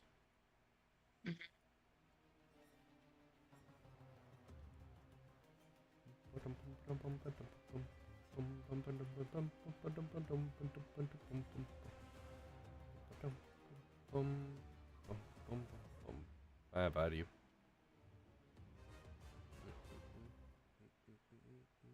Boop.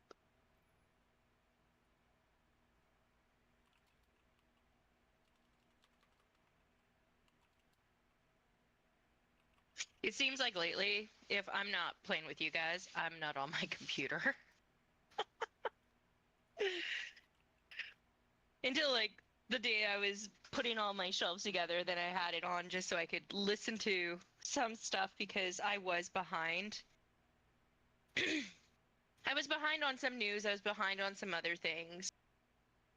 Not that I really wanted to hear about some of the news that happened, but caught up on that shit. And what do you think of my shelves? Not bad. I have room to build on, which was kind of like the hope there, because if I filled my shelves Women. completely, then anything I bought wouldn't have a place to go. You know?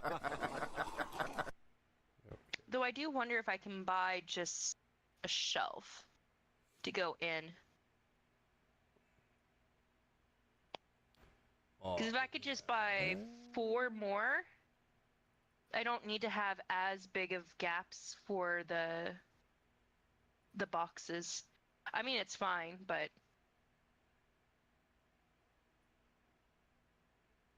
Or I is don't it? know. Hmm. That? Those still. And then I see in all my pictures, I haven't. The only pictures I've had hanging, even in the other place, was my Captain America and Thor. So now having like my Marvel team behind my desk is really nice. And I also have Oh, I could my add it here no villains allowed sign. And then all my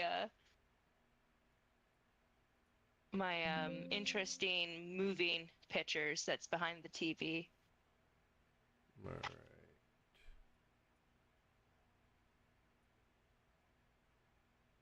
And then I'm going to counteract my nerdy room with Women. right here, yeah.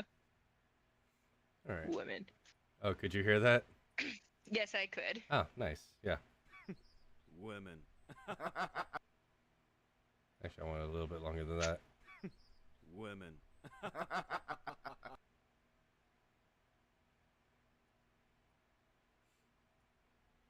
Oh, that There we go. reminds me, I was gonna do that. Now I have a new thing for my soundboard. I haven't added one in a Heck yeah. hot minute.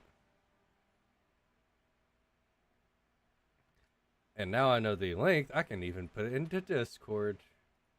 Heck yeah. So that way anyone says that, oh, don't worry, I'm going to hop on, and then they don't hop on. It's like, women.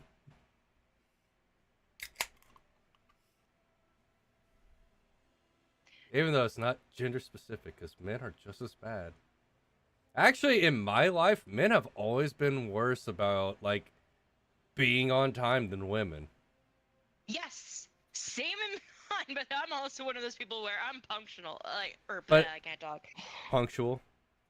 But Yeah, it's but no. super weird that, like, the stereotype is women are always, like, the ones that are late.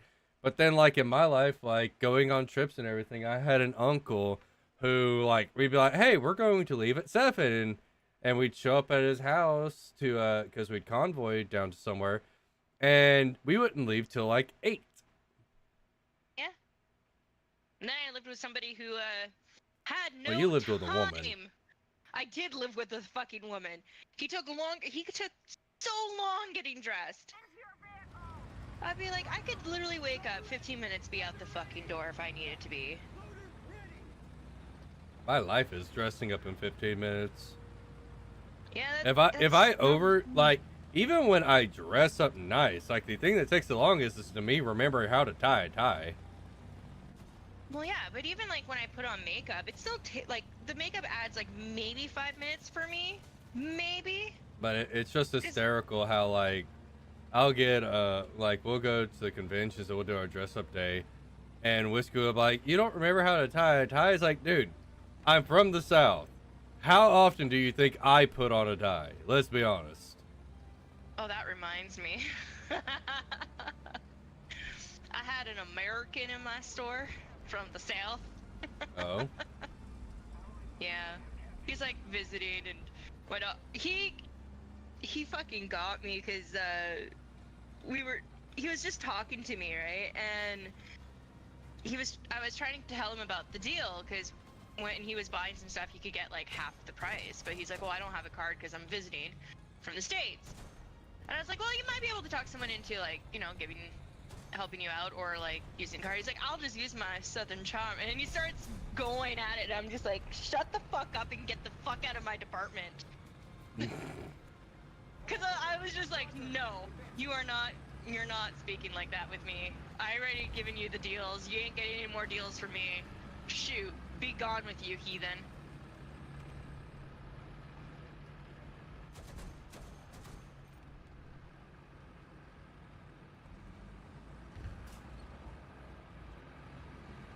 I see you. Come on, buddy.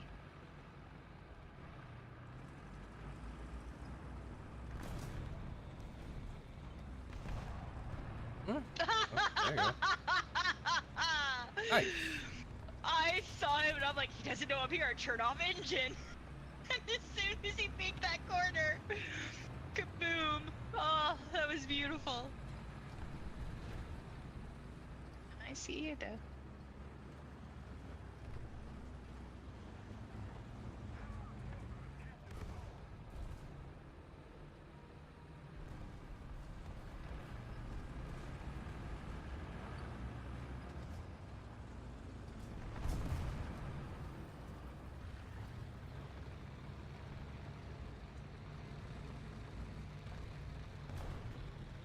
I can't tell you.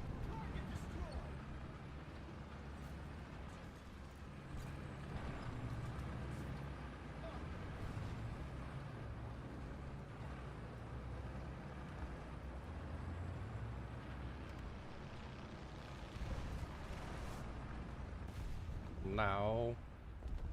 No, no, no. No, I can't lift my gun up. Damn it.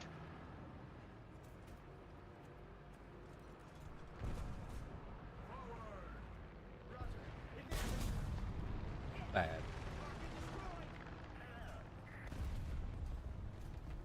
I'm so fucking dead. Yep. Oh, why? They hit me in the right spot to cripple me. That's fine. Boop. Grab this one.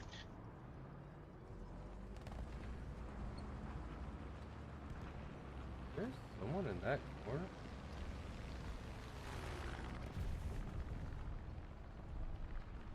Oh. Sound like someone's in that corner. Damn it! Someone is in our spawn point.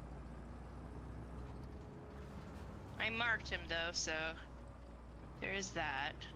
I'm gonna go there. I don't feel like dying as soon as I spawn in. I thought that was the most funnest thing to do. Nah.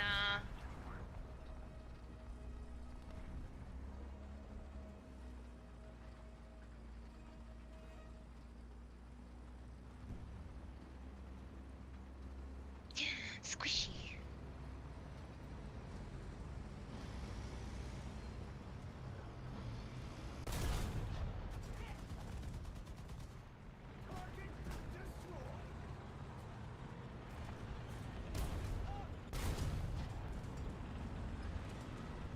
Aww.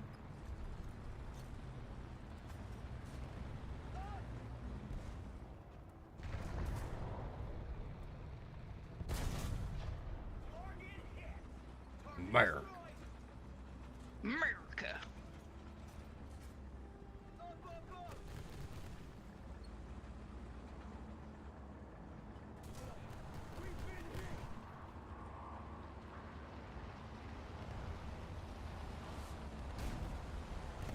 Ow.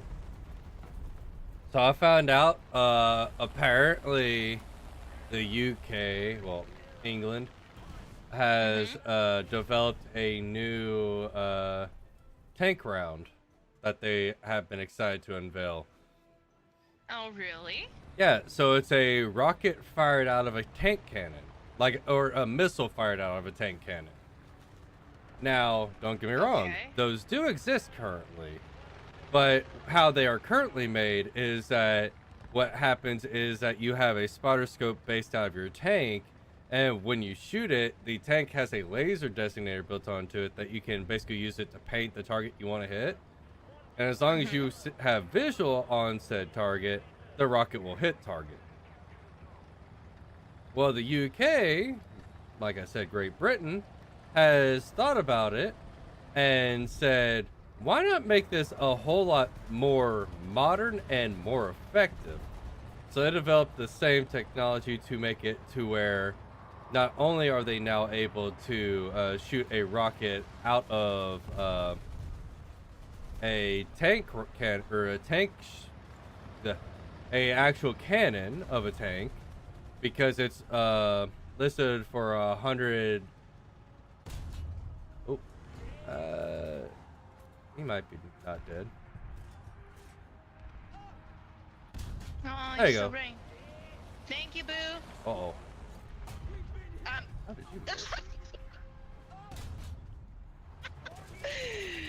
Oh, that was beautiful. I'm like, that bomb landed right beside me, and it was a baby bomb. Okay. It's still repairing.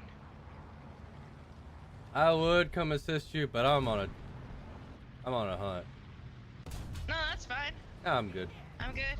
Tiger wanted to play cheeky games. I guess he forgot why America, or American Shermans were able to outperform them. Oh, Beat ya. I still got kill assist. So we killed him at the same time. I'm taking that. And plus, it's better with you, boo. I don't care. As long as I kill something with you, I'm happy. And I'm on fire.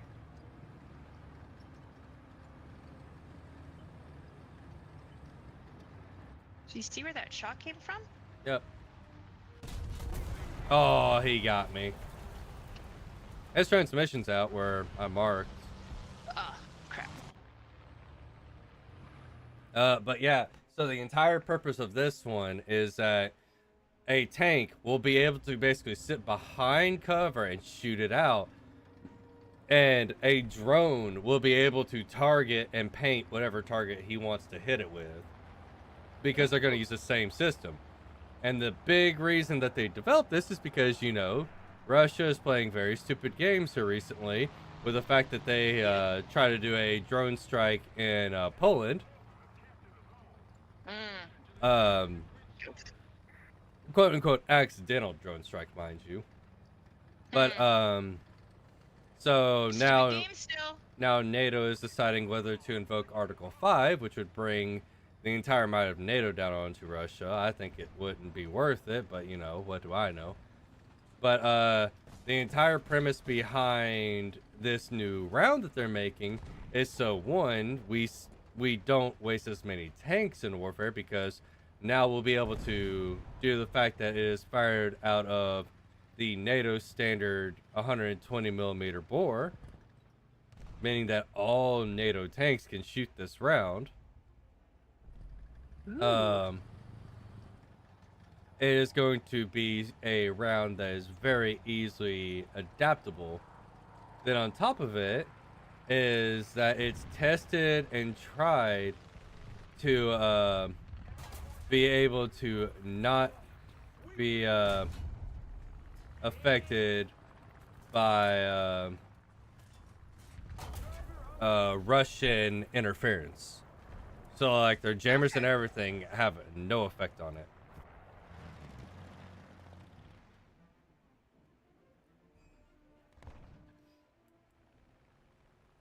What the heck?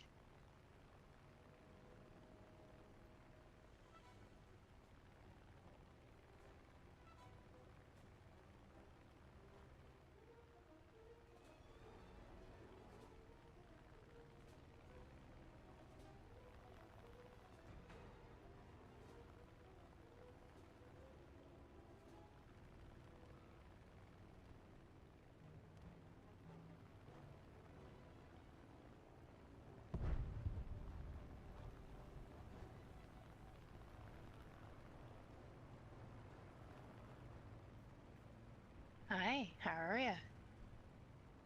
Goodbye. Fuck you, trying to use that tank to hide.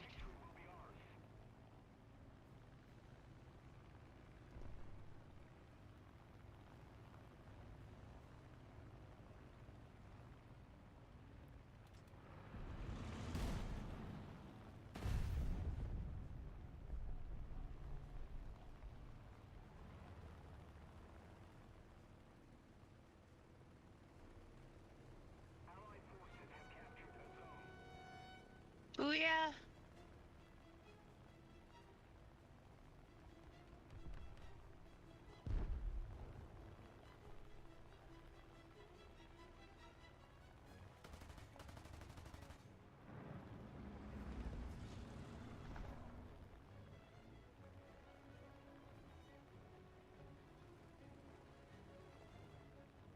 Point.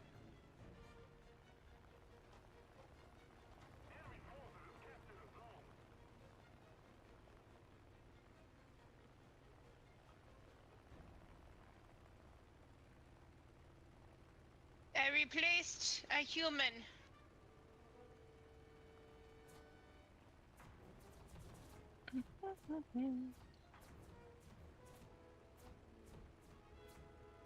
And I guess I'm just taking this gun with me. They really want me dead. AA was Do shooting the they? fire in my general direction.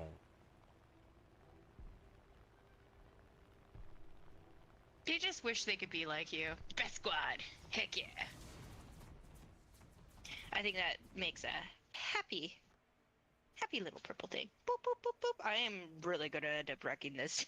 The Because I pull the little thingies on it every single ocelotl. time. The ocelotl, the little antenna thingies that he has on him, the little pink things. Yes, I can those at are least his stitch it back. antennae. It's a dead eye, and I keep on pulling at them. I'm like, it is adorable. It might not survive long by how I've been playing with it. Actually, I had considered buying one in real life, though. I would 'Cause be they are worried cute as about fuck. them because apparently, if you're willing to pull the antennae / whiskers off of these, what would happen if you got a real one? The only I plus wouldn't side is at manhandle least it. the real ones will grow back. Yeah, I can take off a limb and it will come back over time. Except that would be very creepy. Why is your creature missing an arm? I loved it too hard. I got End up hungry. losing it. It was so adorable. I needed to eat its arm. Oh, this map. Okay, okay. No, I always find like things I find really, really cute or I adore. I destroy them by mistake at Well, some point stop. because Get help. I can't. They're adorable. Well, And this thing stop. is so cute. Get help. It's so cute. I love it. Stop. Get help. It's squishy. It's like a little squish ball. It almost fits in my hand. It's a little big, but it fits in my hand. Go. Got my camera. Bing.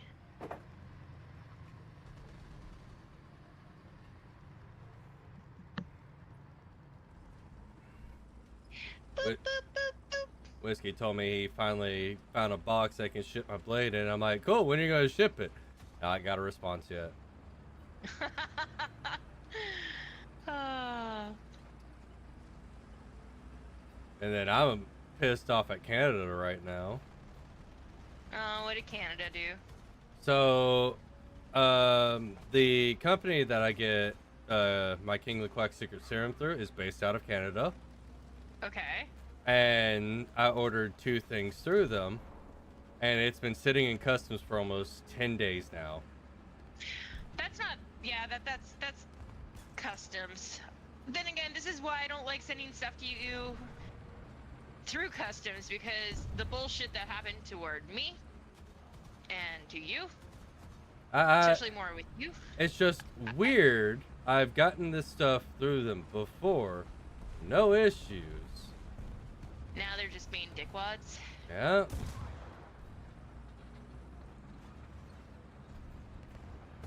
I did find your address. I mean, not too hard. Cause I kept your address and on like the stuff that I had, but I didn't know where it was. And when I was cleaning up my stuff, I refound it. And I'm like, behind us. Oh, he's dead. Yeah, no, I found it. I was like, ooh, should I try shipping things again? Probably not, but I might.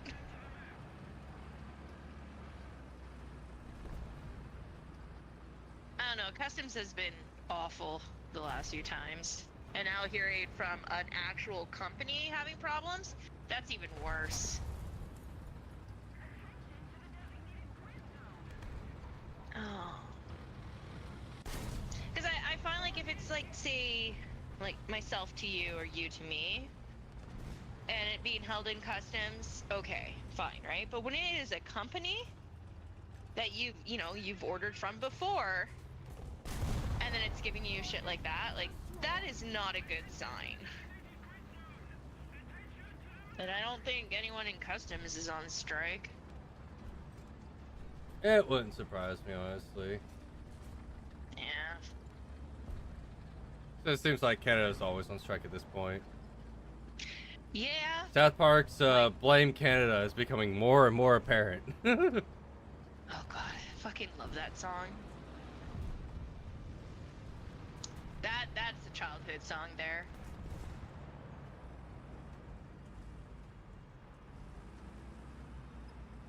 I just think it's funny. It's one of those songs that you can figure out what type of Canadian someone is by their reaction to that song. F.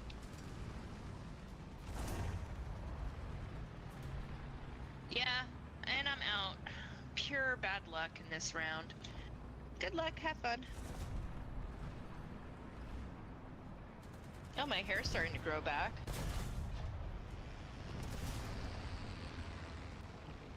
Or is it? It is! Because I'm off of some of that medication and I'm starting to see my hair's getting fuller now.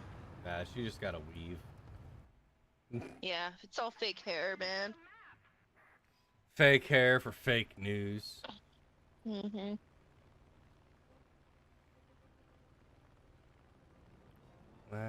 No, it's just something I kind of noticed a little bit more, even like today and whatnot, that my hair is starting to get thick again. That's good. I'm gonna have to, well, yeah, because you know how that bothered me. I gotta get it trimmed up. My hair is weird length. Either I'll do it myself or I don't know, I might trim my hair blue again. I mean, you are more than capable. Well, I mean, do you want? See, here's the problem. I would do the blue again because I enjoyed it. But if I do that, it puts me in a group of people that I don't want to be a part of. But I thought they were You your know what I mean? favorites. No, I don't want to be part of that group. I liked the blue hair when I had it. It sucks that doing something fun with your hair could put you in a group when you don't want to be in a group. It's like a good example would be is the rainbow. And this is not me trying to be like political or anything on this, just you could like the rainbow or like a kid wears a rainbow, but then as soon as people see it, they automatically think it's part of something, right? Taste the rainbow. Cuck the But rainbow. You know what I mean by that. Yeah, It's like, it's because ideologies are stupid. yeah, and I think it's stupid that ideology is now like how you dress, if you do certain things like dye your hair because whatnot, then it's seen as this, and it's like, it's like I could align with what you're saying, but I could not align with what you're saying. I'm doing it because I enjoyed it, and I like the blue that I had in my hair because it made me more pale, unfortunately, but at the same time, I look pale in whatever I do with my hair. It's because you're It's Casper. that or red. I am Casper. You've seen the pictures with me with my blue hair. I am Mhm. ghost white. It does not fit your complexion. Yeah, but even if I do dark hair, I think like the only one I did was like when I have red. Well, Red for kinda your fits me. complexion, you would want to go lighter hair. No, because I was blonde. I was strawberry blonde. I'm and not- I looked. I'm not saying that, like, you want to be, like, realistically, like, in the lighter browns and everything. Like, that kind of category, because then it would change your Yeah. complexion. I guess. I don't know. Because Maybe I'll go dark- back to my red. Black hair and darker hairs will make people look more pale. Blonde hair will make people look extremely pale unless they are tanned. Versus browner hairs and everything will make people have the appearance of looking more tan than they are. Yeah. Well, if I go in the sun more, my hair will turn a lighter brown. If I start going to the beach more often, I can actually end up in like a dirty blonde naturally. Yeah, because normally when I spend my time in the summer, my hair will get chunks of blonde and red. Because I have natural red in my hair. Mm-hmm. But of course, because I've been hiding like a hermit, my hair is just dark compared to what it normally is. Because it's more of an Allburn, I guess is probably the best way to explain it. All I right. still think it was funny when hairdressers would think that I was like streaking my hair really weirdly with like blonde and red. But even like my brother's beard, when it comes in, there's like chunks of red and chunks of blonde. It's just in our genetics.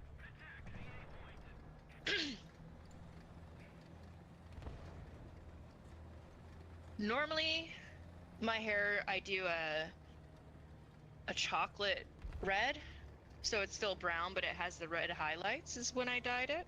Mm-hmm. Yeah, I don't know. I don't have to dye my hair. It's just something I did now and then. I just wanted Well, to do something with my hair since I was better, but of course I was a little bit scared of bleaching my hair with my hair thinning out. But now that it's coming back, I'm kind of like, still maybe I'll hold do off on something. it. Oh, I'm not doing it yet. Hell no. Wait a couple months. My hair is still recovering. Though I am gonna get it trimmed. Yeah, that's fine, because that'll actually be healthy for it. Because you Yeah. can clip off all the dead ends and everything to where it promotes healthy hair. Yeah, well, I'm thinking of actually going to a hairdresser for that one though, which I haven't done for years. Because even like when I went to get my hair professionally dyed, I didn't get them to cut it. I cut my own hair for like 20 years. But my hair is very uneven, so I'm just like, probably get it. Have spend $100 for a fucking trim. Yeah. Unless I get my cousin to do it. She might do it.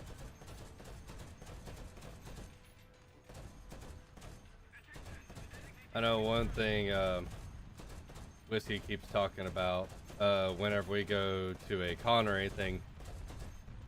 He really wants to, well, you kind of ran into that. I am not apologizing. He wants to go to one of those really nice, like, old-fashioned barbers and everything like that, like a beard Oh, we barber and have. everything. Yeah, I keep on seeing them. There's so many of them here in Edmonton. And I remember like was it Saturday? I passed one and I actually stopped. I'm like, nope, that's for boys. Yeah, Because they have like that whole the system the of like, funny thing is the that, facial. well, yeah, but like the downside is every time we go to a con, they don't have the style I like. Yeah. So the one I like are the ones that will actually give you a beverage as well while you're getting everything done. Oh, yeah. Okay, I know what you're saying. Yep. Yeah. And the plus side is there is one near me that does it. And like they have like some old fashioned people in there doing it and everything. Oh. Like they've got the works, like they've got steam towels and they've also got the towels that are like soaked in like certain types of oils depending on like people's skin type and everything. So it actually Yeah. really exfoliates. They See, they have 3 different types of like actual like shampoos for like beards.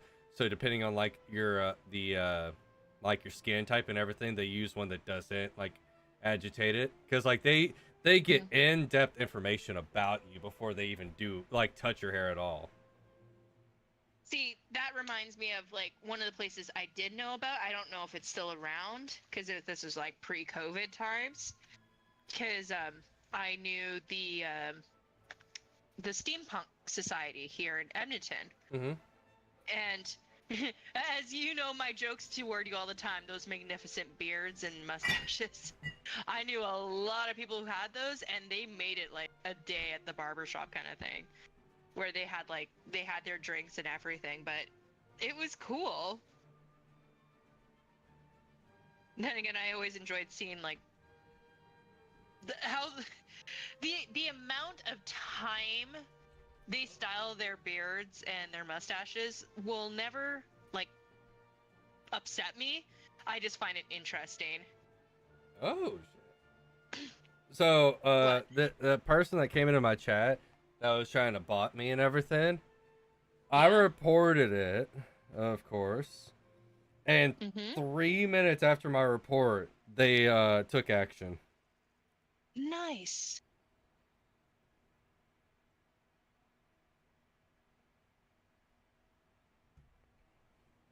I do like that Twitch is getting better about it.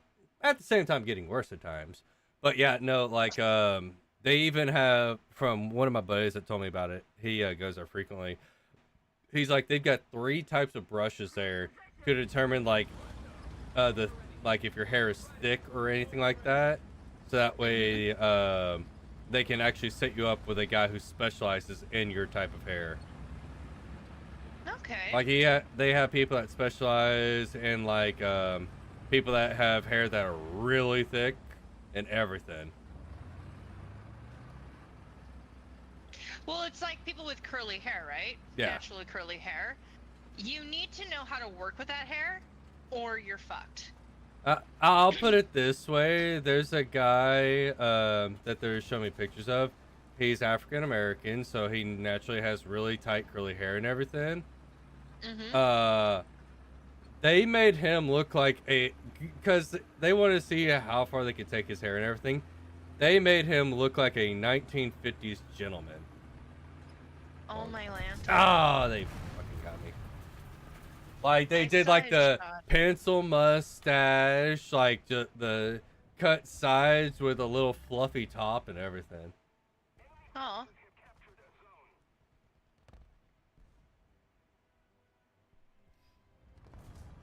Damn it. Same guy got me. Yep. I tried. I tried to get vengeance. Our team's not very good at this whole attacking.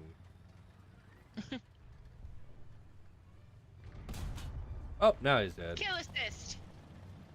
I got my kill assist. Wah, wah, wah. You can go to the point. I'm going up here. It's just a Yeah, little I sniper. will. Never mind. On top of the ridge part. Yeah, I'm trying to see. Yep. I have No, never mind. I got killed by the same fucking person, dude. Told you where it I'm was. just following you to death. Yeah, it was the same person. Wow. Well, that's my game. I don't know about you. And I Wait, have no. ah. I have. Never mind.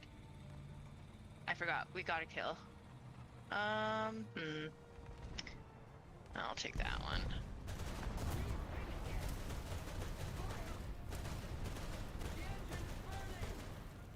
Ah! You're Fuck on, you.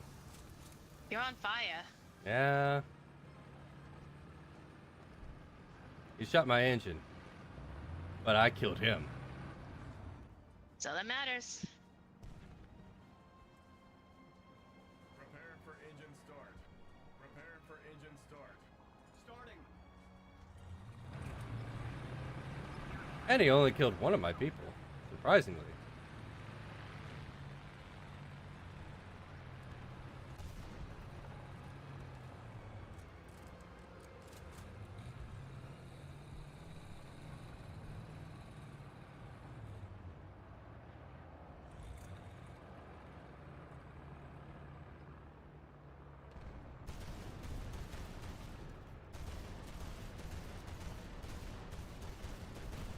Ha! Fuck you, bitch.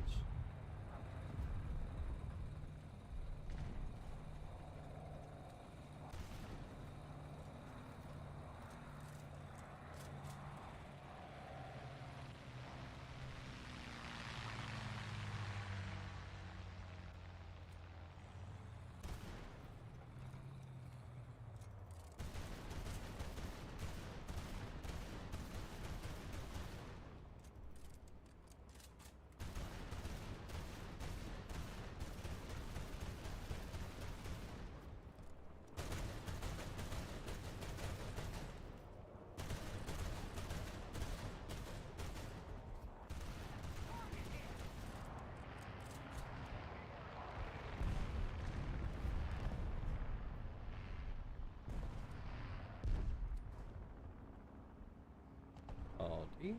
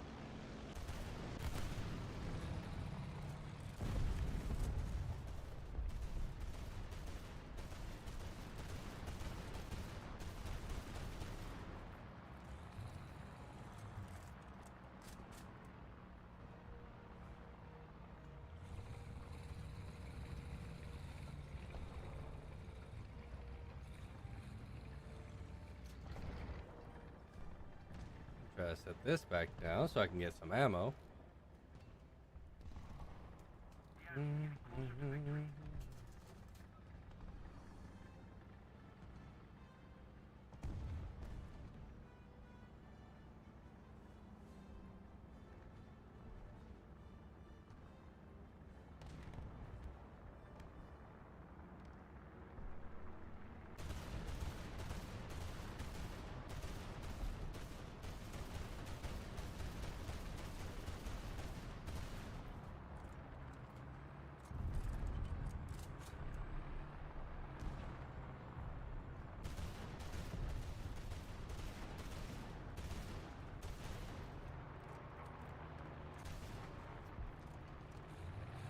Trying to reclaim B. Where are you? That is a bomb!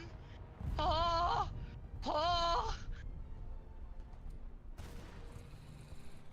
Well, it sounds like you're still alive. I'm alive! Oh, I don't know how, but I am alive.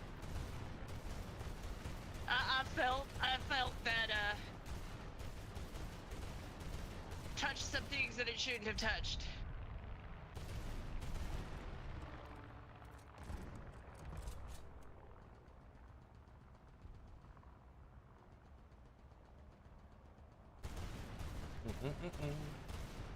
Goodbye!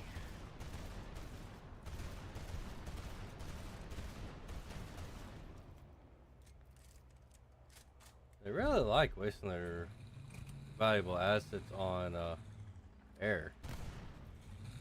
Yep.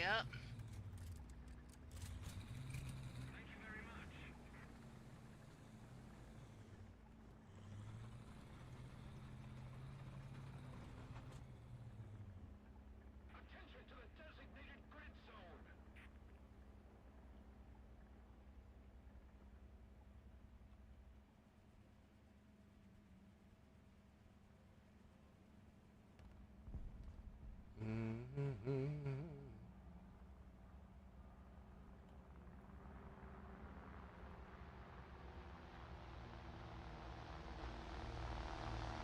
Why is our team not capturing our own main point? I don't know. I took the time to catch B, thinking someone would get C at that time period. Apparently not. Our teammates are dumb.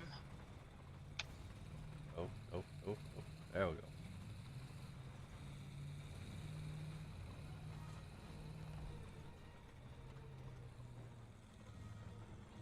There, now there's getting C.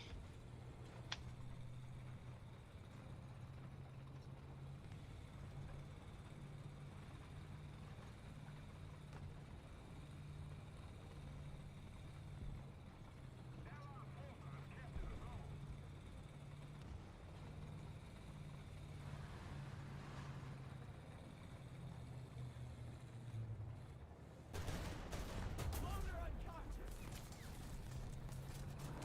Gunner stunned. We've been hit.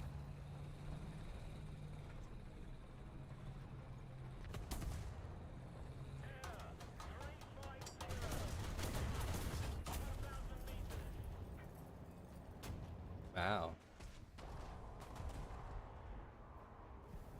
Ow. Woo.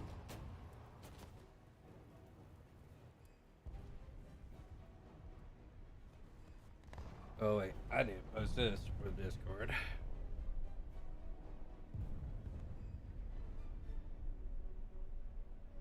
Because I think Whiskey might like this.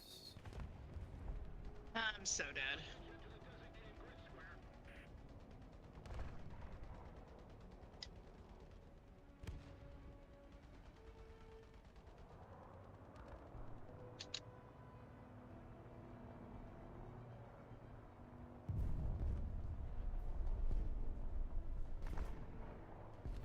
I blew out your gun, fucker. Aha! Thank you for whoever came and helped me. It was Joe Rogan. Joe Rogan!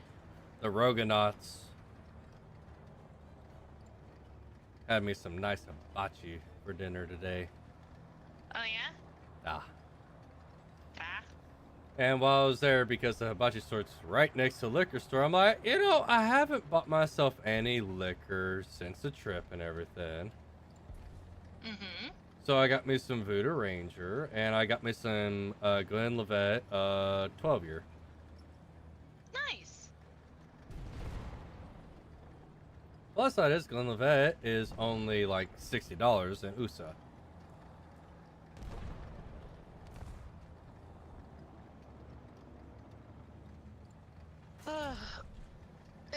I ran out of beer, so I'm gonna have to, at some point, go and get beer.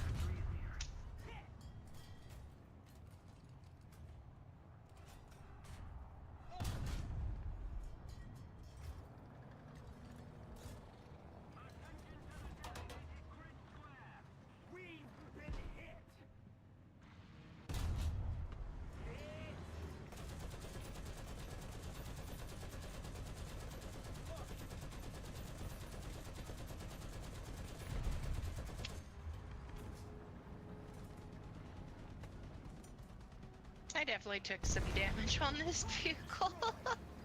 I got like cute little dings. Though that tank destroyer did not hit me anywhere close to actually hurting me. Up to killing one of my people. That is it.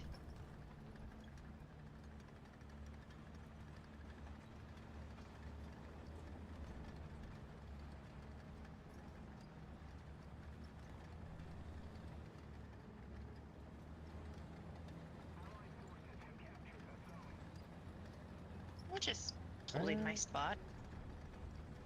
B is mine.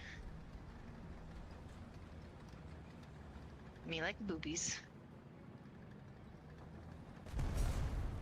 Oh, that's where he is.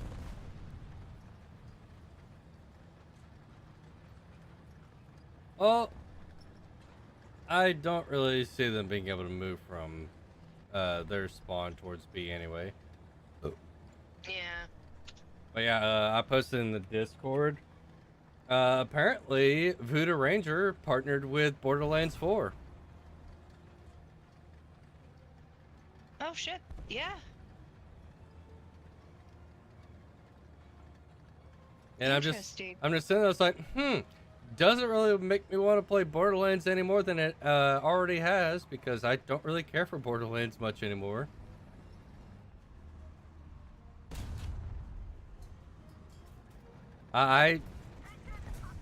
So ever since I played Borderlands 2 to me was probably the best one. Borderlands 3 kind of got hyped up more than it should have.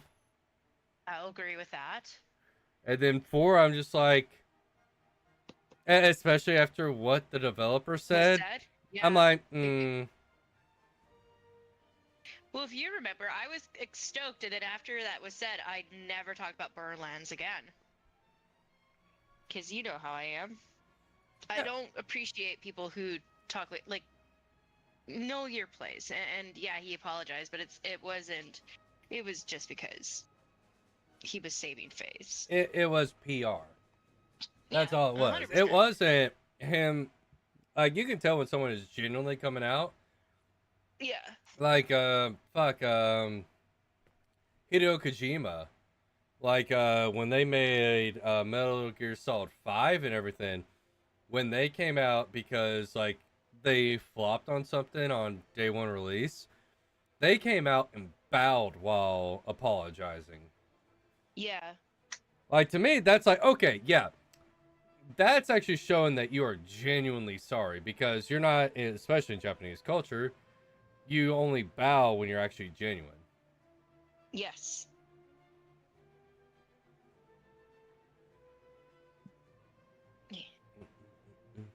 At least you're supposed to. There's a lot of things you're supposed to do based on a lot of cultures people don't do. Yep. It's hysterical. I'm now getting a lot more. Wait, hang on. Is that the gun? Oh, please tell me they're adding that into the game. So I'm getting. I believe this is Battlefield. Yeah, this is Battlefield 6's And I swear I just saw an XM8. If I just saw an XM8 in Battlefield 6, man, I will cream my fucking pants. Well, no, so here's the like gun buff in me. I would give an arm or a leg to get an actual genuine H&K XM8 because it's the predecessor to the G36. It was supposed to be, and it performed phenomenally, but due to the fact of how it was constructed, it was seen as an issue due to the fact that it did have, when it got dirty, issues with like reloading and everything. But it is such like a futuristic looking gun that it is stupid. Like, it is mostly constructed of reinforced ABS compound.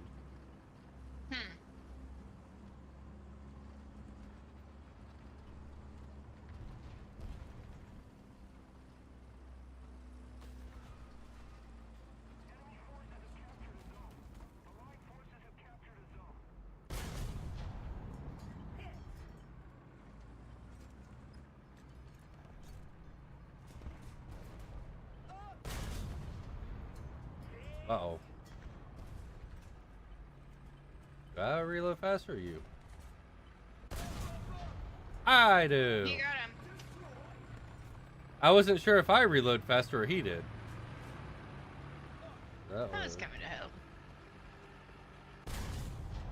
Uh-oh. That's a tiger. I'm probably dead. Oh, what? Oh, that was low.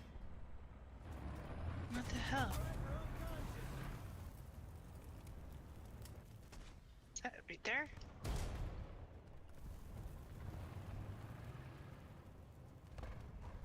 I'm dead. Yeah, it's a tiger. At range, tigers have major advantage, even over the 85. Now, if you're in the PT-76, you would have had a better chance of punching through the front plate. Downside is he can shoot through it with the 8 millimeters. Yeah, I still tried. Hey, trying is all that matters. Oh, did I put that away? I don't know. Did you?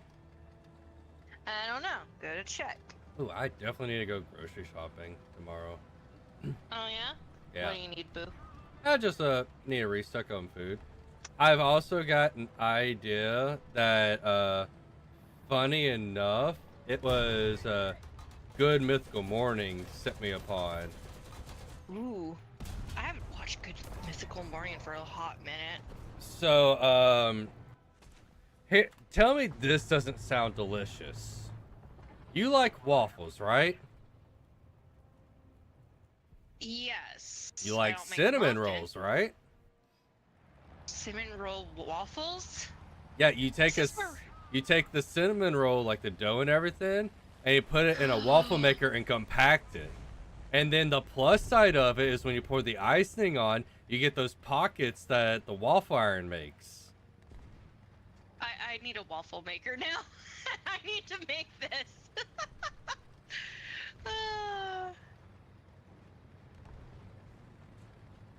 That sounds absolutely divine.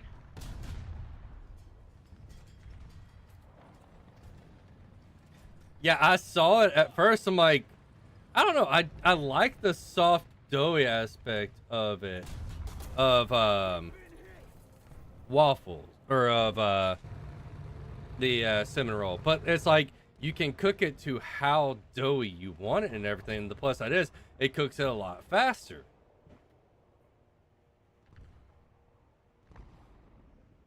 I don't know if I will be able to load. No, I'm dead. Okay. Oh. But I also want a popcorn maker too. I want one as well. I actually want to get like the theater styled one. I have very much debated it, mainly because you can get the cheaper ones and everything. Yeah. And I'm like, man, I could make you and like a lot of the people in our Discord extremely jealous of like in my game room having a popcorn maker as well. And then I was thinking about it, it's like, oh, I could really make him jealous because I plan to get the Ninja slushy maker. I plan to as well. Just But bubble being it up, man. but being able to see it Ah. in the background, so it's like, oh no, I want me a frozen Jack Coke. Mm, mm. Oh, but so we finally got it moved to a place that we can finally start putting the roof on it and everything. Oh yeah. Um, and the other day it was about 100 and something degrees outside, and I insulated the entire house myself. Basically, it's the mobile home house, not the actual house. But I Yeah. insulated the entire thing by myself and everything. I went in, the house was 60 something degrees on 100+ day. Ooh. Oh, that's good. That's Oh really yeah, good. I put very much like way over the normal rating um insulation in there.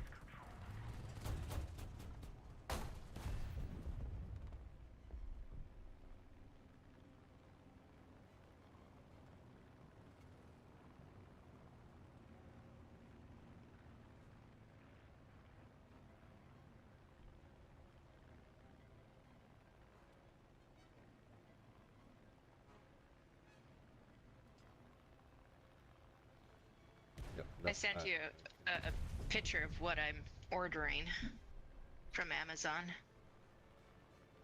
I just have to. The only thing is I'm gonna send it to my parents,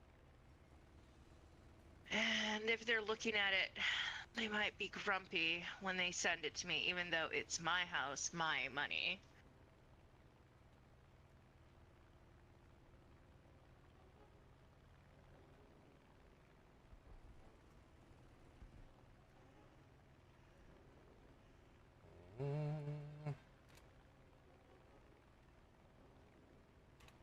Cause I mean I might maybe I'll change it, but the thing is I could go like full fucking nerd in my living room, but I prefer to have the gothic styled carpets. yeah. Because I'm doing the, like I said, when you see them, you'll see them. Um, the snake one is gonna be 5 foot by 7, and then I have the skulls with the purple to Okay. go by the TV, Yeah. and then I have the coffin red ones for my bed, and then of course the welcome mat at the front door. Just because if there's one thing I notice, especially having no carpet, if I don't wipe my feet off before I go into bed, fucking crumbs in the bed. And it doesn't mean like food crumbs, like crumbs, like dirt and stuff gets in my bed and it irritates the shit out of me. Oh, that's why I am a firm believer of having house slippers. Yeah. I have my Saki slippers that I wear. I just buy honestly the best things I've ever bought because I don't care about like have like if I care about having like all around comfort, I'll spend the money to buy some Hey Dudes Mm-hmm. like the loafers and everything. But honestly, like some of the not cheap, but like the $20-$30 like beach slippers and everything do me well. Mm-hmm. Well, like I said, like I do find that I wear slippers more often than I used to,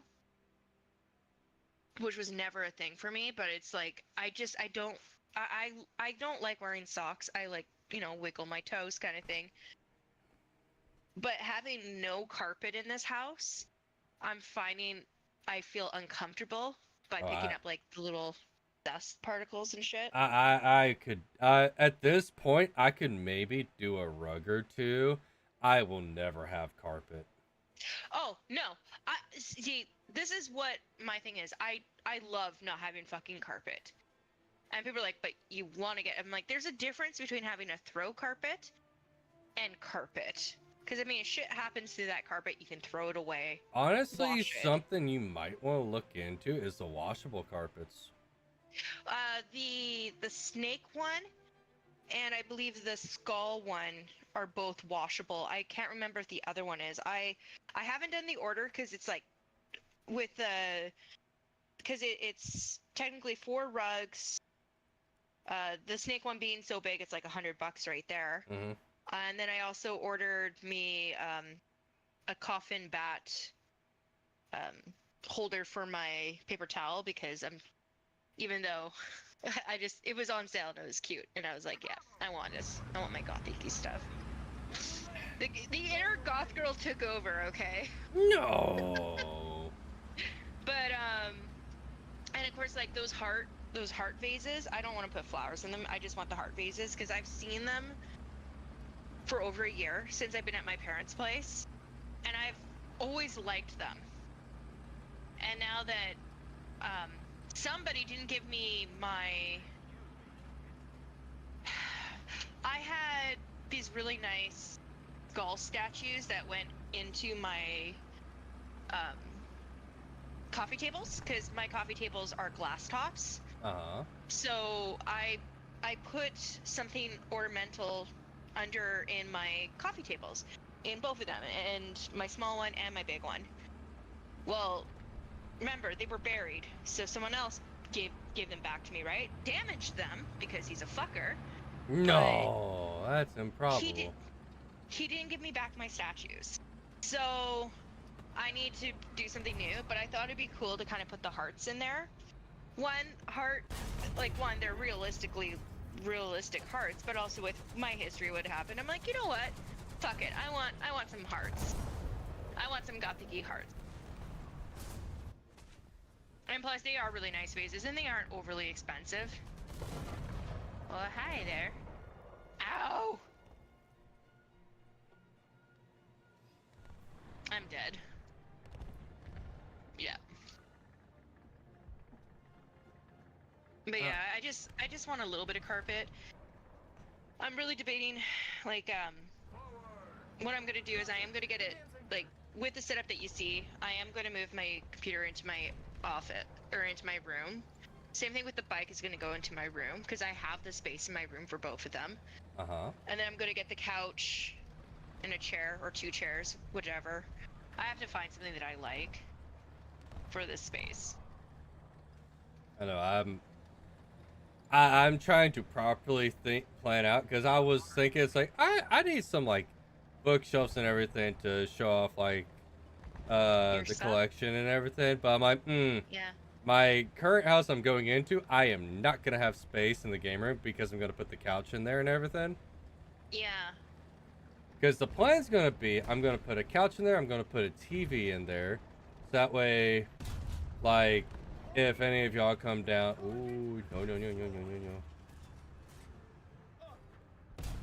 Mine's just once I get freedom, then I'll come down. Ah! Look out this transmission. Fucking whore. But that way if anyone came down or anything like that, they'd have a place that they could like actually, sleep and everything, because like I've told people, that couch, the spare couch I have, not only my normal couch, I have fallen asleep on it. Yeah. Like, it was the best $50 I've ever spent on a couch. And it goes to a good cause. Yeah, of course. Oh, because I've told you the story about the place I bought it from, right? Yes, you did. Yeah, because it's And I do listen. it's a well, I wasn't saying you don't. I also understand it's been a while since I mentioned it, so it's easily forgotten over time.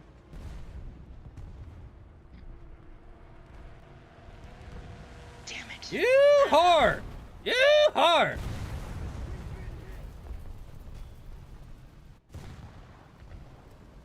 Did he really? Hang on, I want to see. The guy who killed me.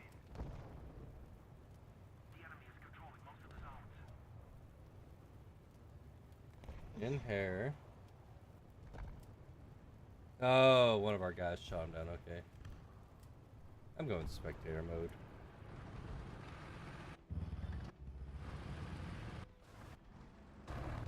But no, like, this place, the Haven House, man, they had a fucking deal of a fucking chair. They had a electric recliner, love seat, so both it had like the center console and everything in it, with sockets built into it. So it had like two USB sockets as well as two just normal sockets, and lights built into it as well as a storage spot for like $200. Oh.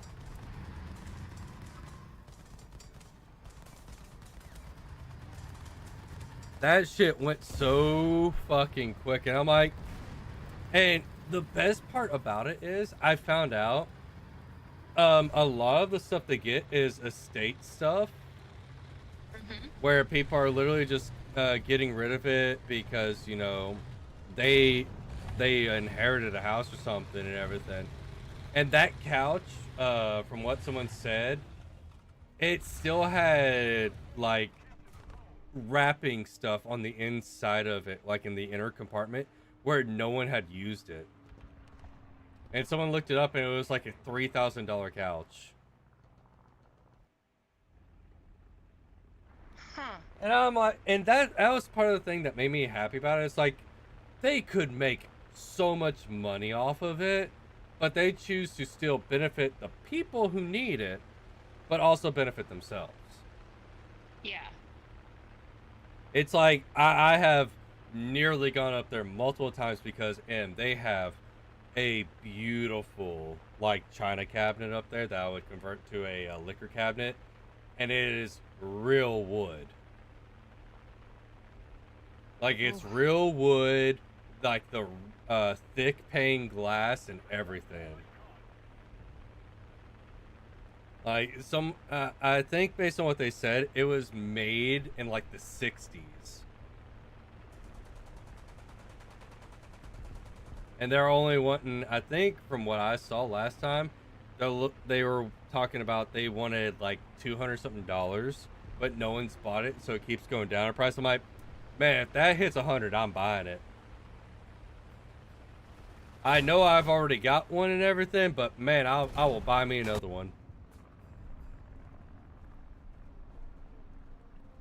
I will buy me another one and use the one and oh, actually, I know exactly what I could do with the one I currently have.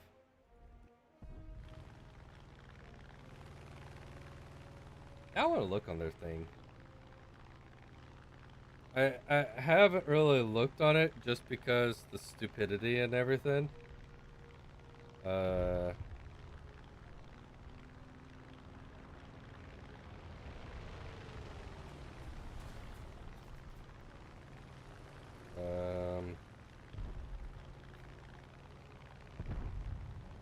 Haven House.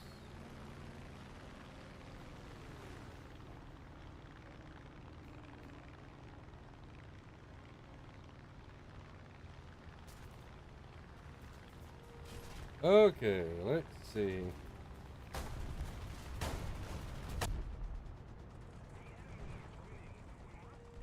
Yeah, Em, I'll send you a picture of what this chair looked like. Like if I had the option, Em, I would have got it. I'll put it this way. And I bet you would too. Here you go.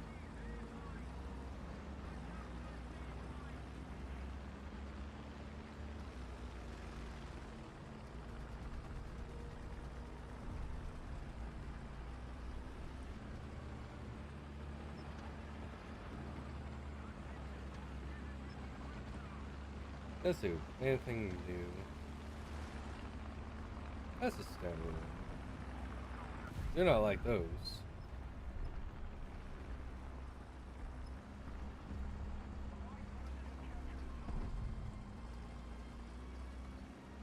Ooh, a gun cabinet. I don't need a gun cabinet though.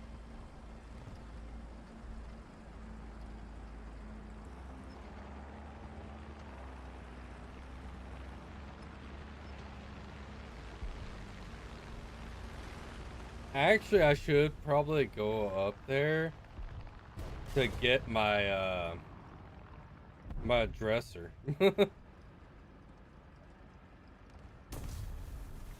Oh, you dead, M. I am just muted for no reason, so I've been talking to the wind. I kind of figured something happened. It was that or my mic completely died, but since I played with the button, and you hear me now, it was something to do with my button. Oh yeah. Fun fact too, when I first signed in, my headset wasn't even registered on my computer. Oh. So yeah, I don't know. There's got to be something going on with my connection piece, is what I'm thinking. I sent you both the couch and the china cabinet I was talking about. Oh yeah, I'm looking at the china cabinet now. That is a nice china cabinet. It's only $200. Fucking hell. Yep. What do you think of that couch that went for 200 or 300? Yeah, the thing that I was talking about that you heard nothing coming out of my fucking mouth, I would buy that couch. I also would want to buy some of the other furniture that I see in the background because I'm going, I need furniture. Why Yeah. can't this place be closer to me? And like some of it is like stupidly like cheap. Like they have this one for $75. It's electric. It's not like it kind of sticks out a little bit if you don't have anything that matches it, but it's got that rustic look. It makes me think like an old man sat in it for years. It does. I like it. I like the. And it's electric. Yeah. See, I'm. I will say this. I used to hate rustic, like the style itself. I like it now. Don't know why my change of taste happened to it, but for me, there's a place for it, kind of thing, right? Yeah. Yes, my style is more gothic and nerdy, but if I were to build a room that is like setting a certain theme, I would do a rustic room, no problem. It's just one, I would only do that if I had someone who wanted to do that. Because why would I build a random room? But again, I remember like I wanted like a rustic bathroom was like one of this stuff I started to do where I started to build like that. Yeah. Is I wasn't allowed to do the living room that way. Though I was thinking like originally, I don't know if I ever talked my basement plans back in the day. Because I wanted to build like the barn door and stuff, so do like a rustic game room and working space was like my goal with that. And then having like the nerdy section upstairs, right? That was my plan, my original plan. But I also had original plans of actually finishing the room that I painted. The one thing I wish I could have taken was the fucking painted walls. Yeah, it's hard to take walls that are painted. Yeah. I was proud of that. I've never painted walls like that before. Did I like the paint? No. Because it was latex, and I don't like the feeling of latex. I got 30% off the USS Wilkinson. USS Wilkinson. Obviously, by being USS, it's America. Oh, it's a destroyer. Hmm. It does have the 533mm torpedoes, but not a lot of them. It only has 4, but it has a 3-inch. This thing's gotta be fast as fuck. Oh yeah, it's fast as fuck. That's probably the reason why. Still 16mm 3. Everything about the Bagley class is better though.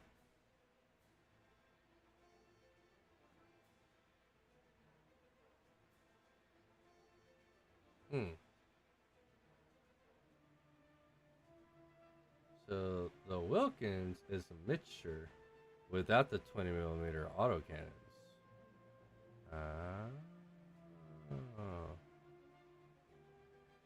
And it's faster. That might be something to consider.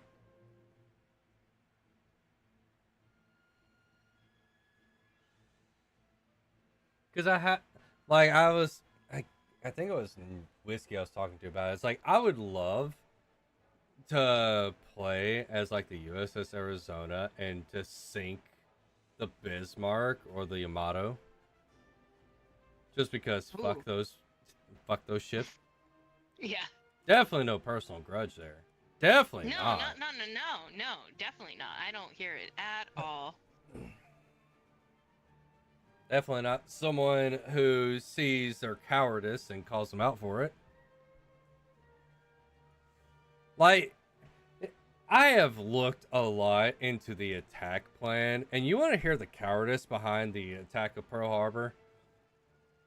What? Their plan to stay quote unquote honorable was that they sent out an encoded letter that would arrive like 2 hours before the attack, giving them a chance to know that they're about to be attacked.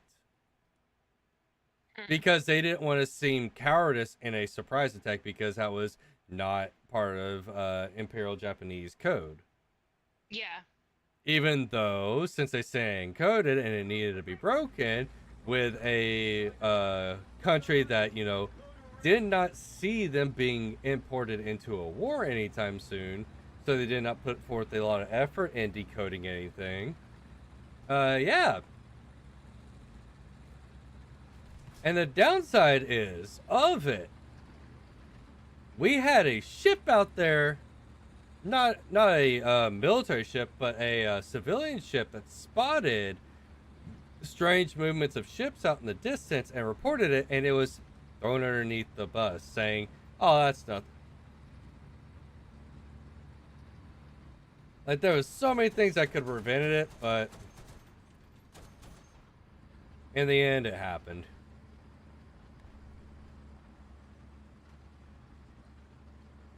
Yeah. Plus side is, and it is dark and morbid, we made Japan's flag relevant. I shouldn't laugh at it. Yeah.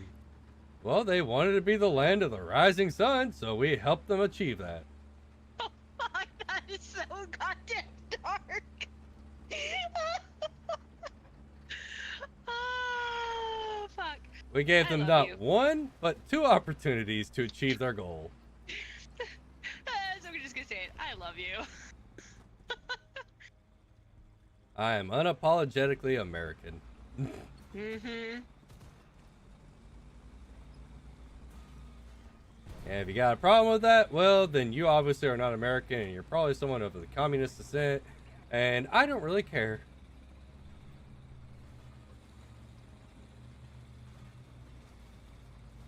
Last time we cared what a communist thought, it was during the Cold War effort, and we saw how that turned out. Yeah. Ugh.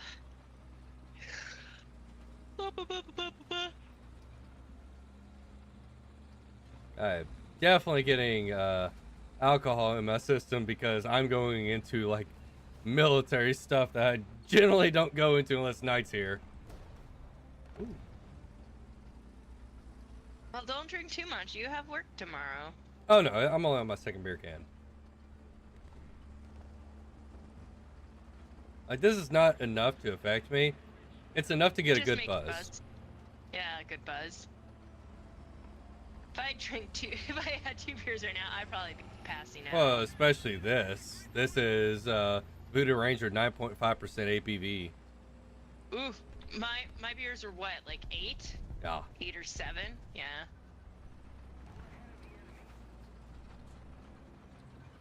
The one I really liked was the strong beer. I think was an 8, but I finished that one off. No, see, it's weird when it comes to alcohol. Beer, especially if I woke up really early, will make me sleepy. Yeah, it's the hoppiness. Yeah, it's the comfort drink. If I'm drinking hard liquor, I just get drunk.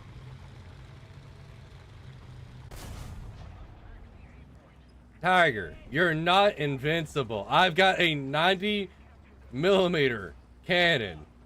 Fuck off.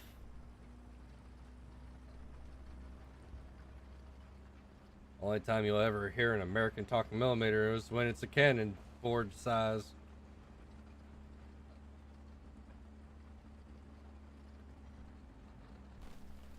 But yeah, that is also a fun fact about why the majority of NATO tanks are all 120mm. It is so in the case of an ammo shortage, all NATO allies can share their tank shells. My tank sucks. Because I don't know if you knew that or not. No. You were the one who told me. I set myself up terribly. This tank does not have, it's just this line of tanks. I cannot maneuver my barrel. So I could be staring at them, but I still can't point my fucking gun at them. It's fucking fabulous. So just point your barrel at them. I'll try. Ow.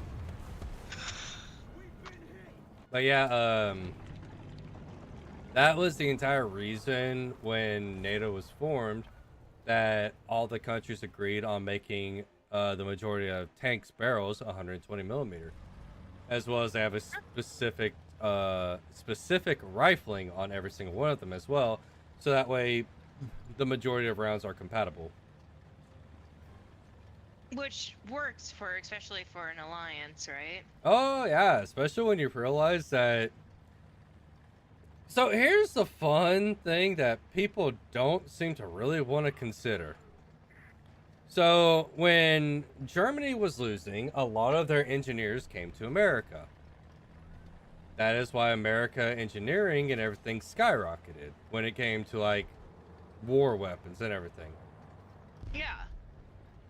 After World War II was done and everything kind of got situated, some of those engineers ended up going back to Germany because it was now no longer under threat of their life and everything. Basically after the Cold War and when the Berlin Wall fell.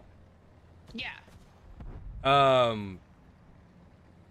And so now that's why if you look at German engineering, they are on par, not above, but on par with American engineering with their Leopard tanks.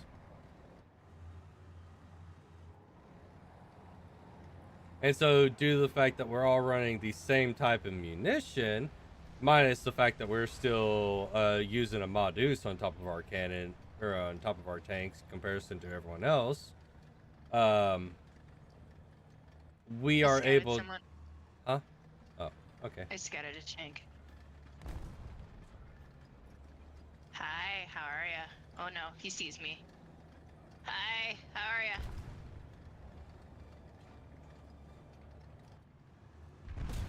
I am dead. Oh, right as I popped around the corner to kill him. It's fine. I was in the open when he saw me. I'm like, oh, I got a crit hit on him, but it wasn't enough. It's fine. But yeah, it's just fun little bits of technology aspects of it. How we're all doing the same boring and everything. That's also why in NATO, the majority of all of our guns that we use across all branches of military all use 5.56.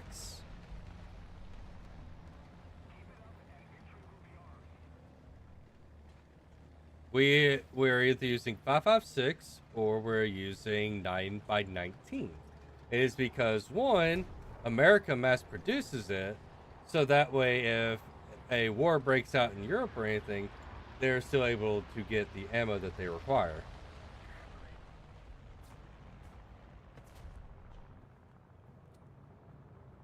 Artillery strike. Coordinates. Delta. 4. Destroy. Delta. Boom. Acknowledge. Open fire. Stop engine. Start the engine.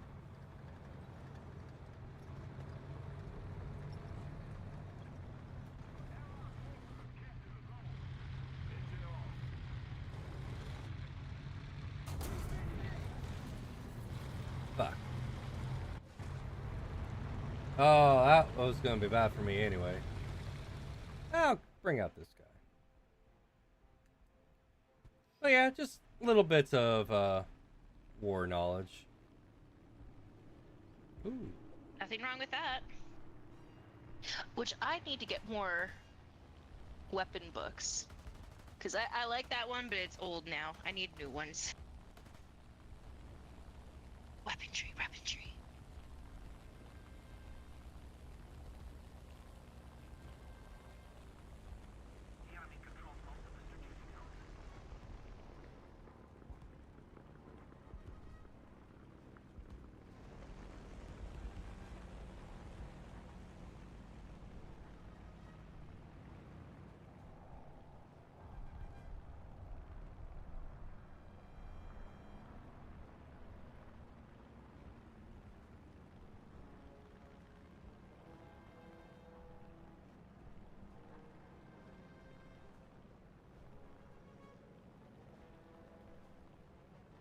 Up one here.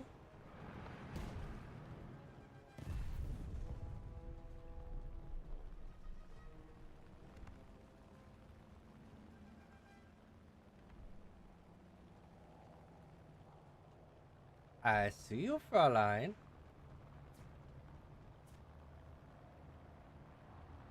Drop to here. Oh, too far back. I blew out his track.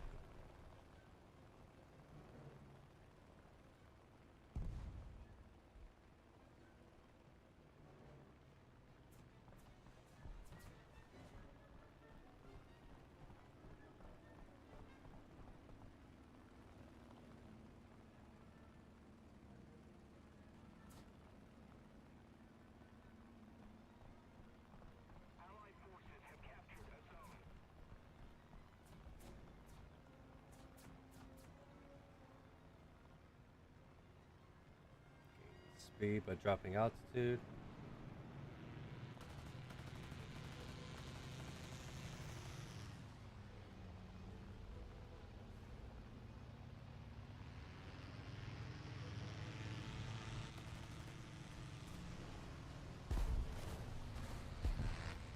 Oh, you fucked up there, Aaron.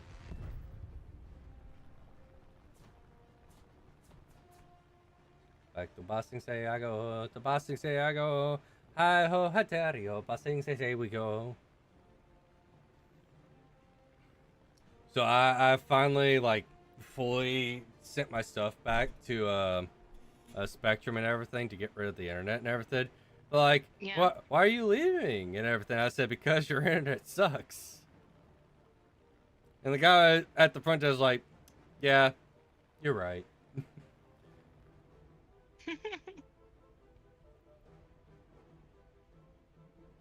But so I returned all the equipment, and then I'm like, I should double and triple check. I called the deactivation line just to make sure, because I'm like, I don't want to be charged extra.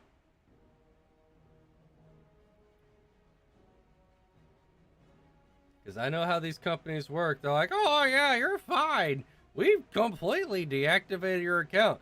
And all of a sudden you got another charge. Now all that's left is to change my the plan for my cell phone.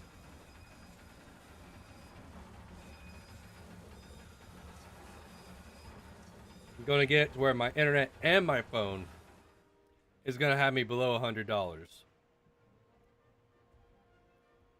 It's gonna be so nice. Well, Must. my internet will only be for a year under $100 or under $100. Yeah, but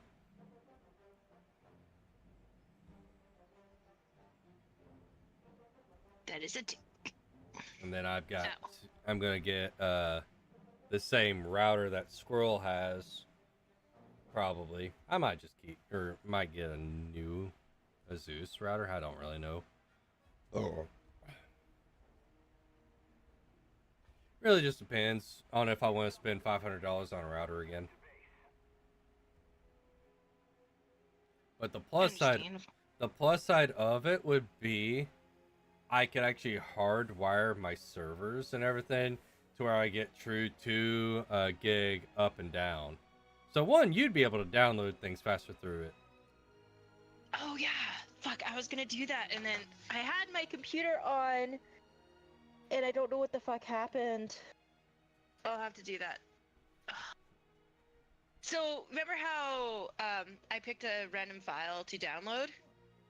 My It's one computer you already turned used. off, Oh. and I figured it turned off because it finished downloading, right? It did not. Well, it did not. Nope. So I have to redo it. So I'm gonna try to download something again, and this time I'm gonna like play Well, YouTube or something so it you know stays what you up. can simply do? Set it to where your computer doesn't go to sleep. Yeah, I know. I'm gonna turn off sleep mode. I always do, but I normally play something in the background just to keep it out of the trigger too. I have It's like it to I'll where put, my like- screen doesn't even shut off anymore. Yeah. It's just because I think because it turned off because it doesn't register the download that it killed it. So it's just like damn. Ba, ba, ba, ba, ba, ba, ba, ba.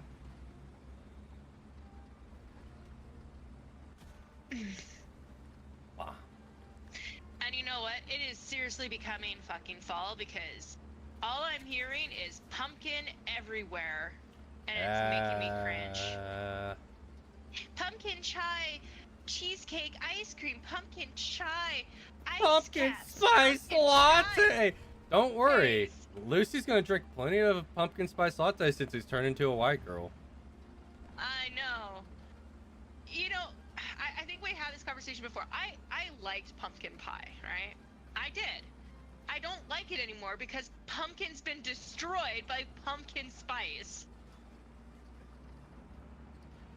Pumpkin everything. I'll do like one slice of pumpkin pie once a year. That is it. And it's in October, and that's my only time now. Because they ruined it. Because pumpkins everywhere. Like even like at like Dairy Queen, you could get the pumpkin pie blizzards and stuff. Like it's just I would love Butterfinger Blizzard right about now. Butterfinger? Oh yeah. Have you never had a Butterfinger Blizzard? I've never had a Butterfinger. Well, I don't like the Butterfinger by itself, but a Butterfinger Blizzard, oh man. So good. My favorite Blizzard of all. I don't. Because it's not Do we have- overly chocolatey or nothing. Oh, then I might be able to have it.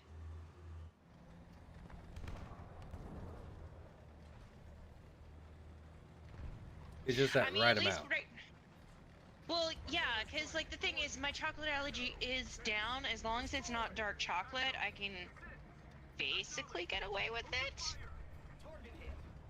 Ish. I don't normally play with it too much because again, if I get too comfortable, it's gonna hit me again, and then I'm gonna be sad. So yeah. Oh no. Wait. Wait. Woohoo! Woohoo! You fucked up! Wait, what? Oh, I killed the guy. Fuck you. But I don't think I've ever seen Butterfingers on the Dairy Queen board. Might be that your region doesn't like it because, you know, it's not fun. Probably. It's His got allergies. flavor! We can't have it again! I will. No, that'd be more like I will go and steal a bite from yours, more than I would buy my own if I came to visit you, because I would risk a chance of getting sick at your place over chocolate, even if I know I've been handling the small amount of chocolate just for the sake of not getting fucking sick.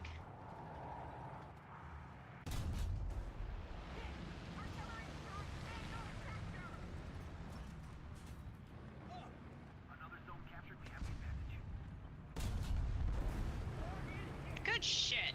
Why do you bring full ammo? I don't understand these people. Full ammo is a death sentence in this game. I always bring half or a little bit less than half. Well, yeah, that removes the chance of, like, spontaneous combustion.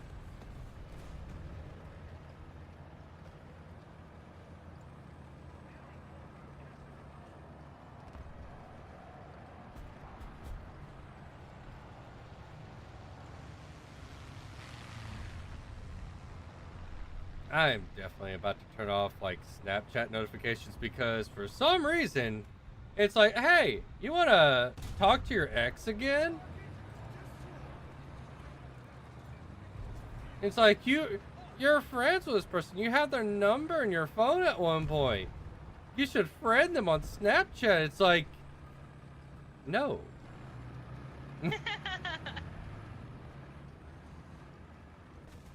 I only have Snapchat for like a very few people, mainly because I did it for whiskey and everything, as well as a night, because every now and then they like to send stuff, even though I don't directly respond to them half the time.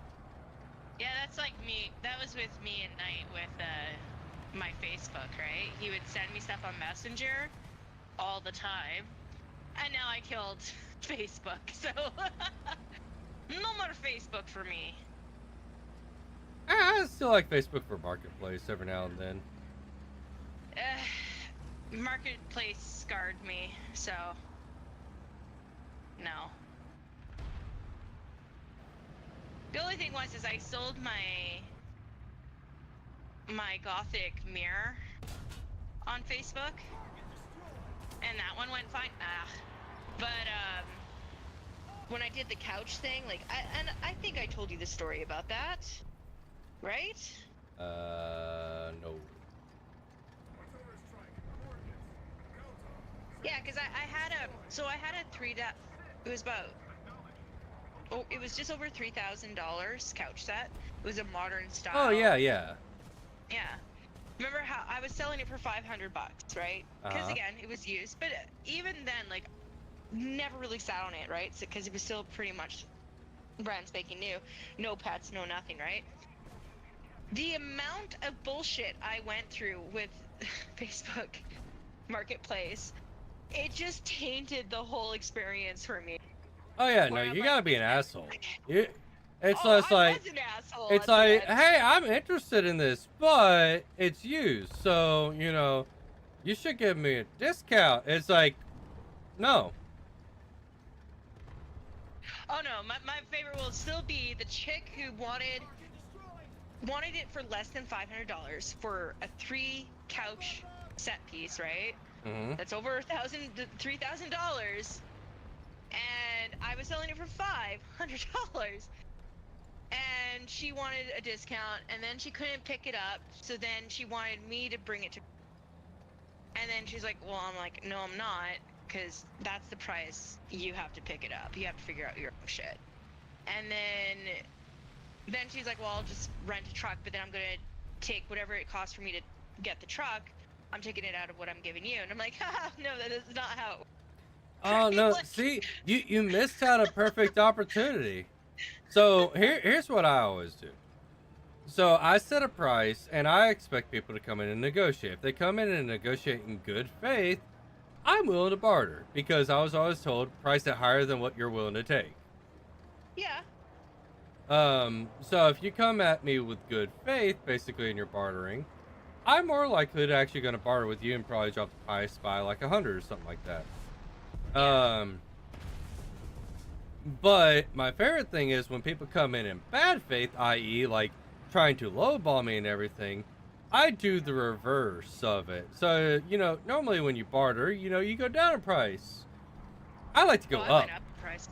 Oh, I went up in price too, because when she asked for delivery and stuff, I said if I'm delivering it, that's not. Oh no, I never mentioned delivery. I just it goes one of those of like, oh well, you know, I found it here for this price. Cool, do it. Go buy it there. Oh, Well, I've had people like that. I want to buy it from you because you're closer. It's like, cool, here's the price. It's like, well, how about like $200 off? It's like, cool.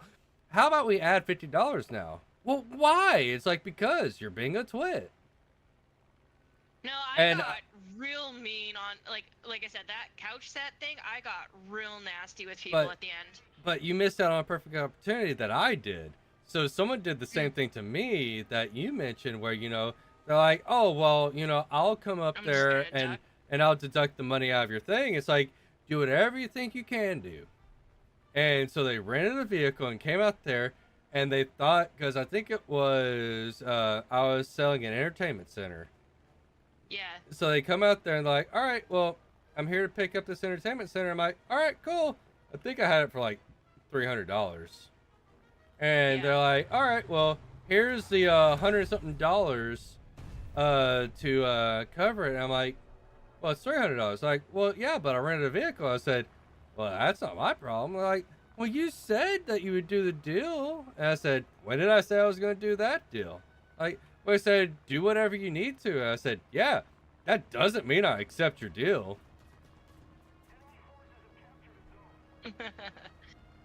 No, I, it's like, I told you to do what you think you need to do. I never said I was going to honor it. Oh. no, I remember with that one though, like it was going back, but it was I was complaining to my friend, the guy that I stayed with, and when I mentioned the couch set, he knows the couch sat on it, right? Uh-huh. And he's like, "You're selling that for $500?" I'm like, he's like, "I'll buy it." And then I'm like, off of Facebook. And of course, like here's the kicker. Like when he picked it up for me, um, actually no, we dropped it off because it's my friend, right? Yeah. So I delivered it. And when I was delivering it, he's like, "Are you sure you just want 500?" He's like, "I will give you 1,000 for this." I was like, "No, bro, you're my friend. 500 is 500." Well, here's also the plus side of doing it to a friend, especially if they know they're getting a good deal. 9 times out of 10, as long as you stay friends with them, they'll pay it back. Oh yeah, I mean, look, like he let me stay with them for like what, a week and a half. Yeah, Or because whatever, something I like that. like some of my friends. Like, here's how I've always been. I'll help anyone out as long as you're my friend. Mhm. Until you fuck me over. Yeah. You fuck me over, then I have issues. But no, like if I have something for a price, even if it's undervalued, I'm not gonna let you pay more. The only thing I'd Well, say yeah. is take it in kind. Understand that you're getting a deal. In the future, if you're selling something, don't try to fuck me over. Well, yeah. Because it's like when I But used to play airsoft, um, I was actually I can't remember what it's called. I was an airsoft technician, so I'd work on guns and everything. And for my friends, I would do it at a discounted rate. Just because it was fun to do on the side. It was something for me to learn and inevitably like get more involved with. And I've had yeah. friends who didn't abuse it and everything. And like there was one of the people I worked on their gun, I couldn't get it working right. So like I told him, I was like, hey, pay me for the parts I put into it that you wanted, and that's all you owe me. They're like, well, what about the time? It's like, I didn't get it working right. So I'll just pay me for the parts, and then you can find a technician if you don't trust me. Because it's like, at that point, it's like, I did what I thought I could do, and it turns out I wasn't able to. So I'm not going to charge you for the time because I couldn't get it working. But I do want to charge you for the parts because that is new parts I did put into it. Basically being fair as much as I could be. Yeah, I remember you telling me about that. And so like that's always been my motto is that if I can't fix something, just I'll charge you the parts I put in as long as I didn't fuck up the part in the process and everything. And then you can find someone else. The downside was the person that I built it for, something was wrong with probably that gearbox on it because no one else could get it even to where I had it. So it kind of made me happy that I at least got it close enough.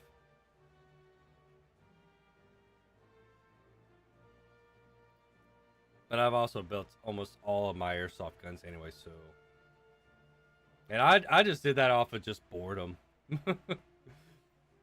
That is my one flaw. If I get bored, I just fuck around with shit. That's why I like firearms so much, is that there's so much involved into them. And not a surprisingly, like the majority of really good working firearms have very minimal amount of moving parts.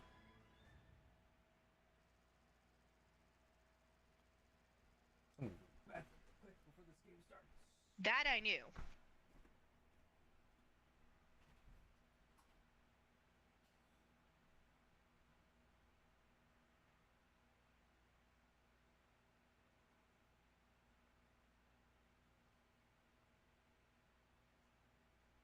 Oh, why a snow map? My cursed map.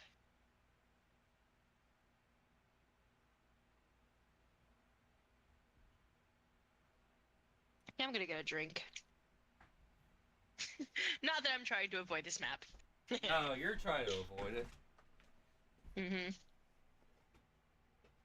I'm gonna go for A, I guess. A little late to the start, but my tank is pretty fast.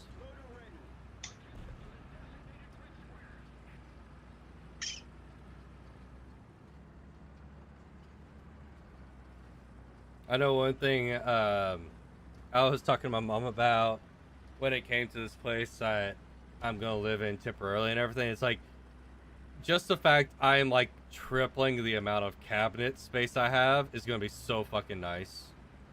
Yeah.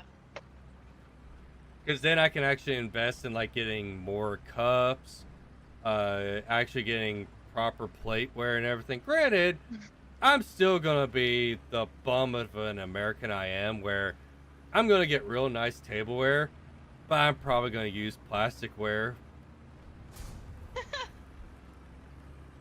I just like the convenience of it. You like, if you're not doing anything that actually like makes you have to wash dishes, you put on plasticware to where like all you have to do is throw it away.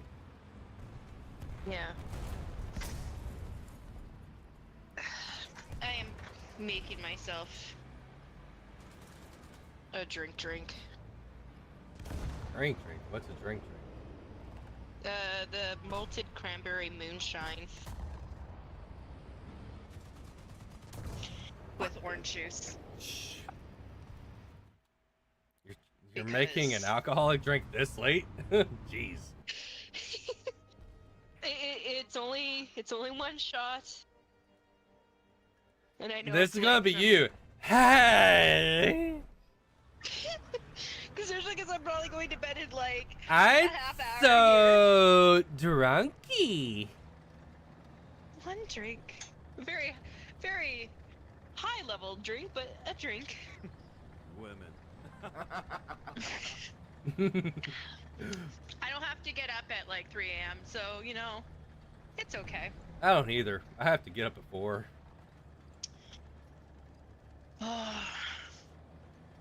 That's normally when I'd have to get up, or no, I have to get up at. It's so they haven't finalized it, but it looks like I actually get to play with NHL or former Pred alumni. Oh? Yeah, in hockey. Ooh.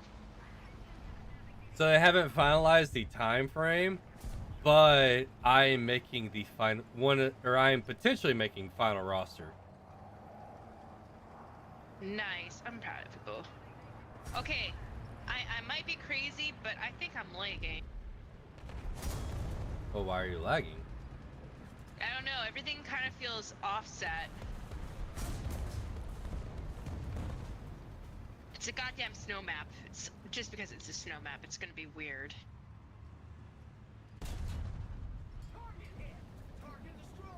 And I'd be wounded.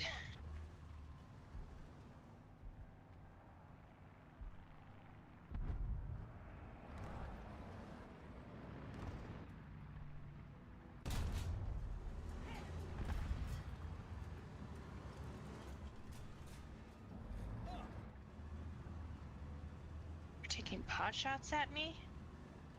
They caught me once, took out my track, and now they can't hit me. That's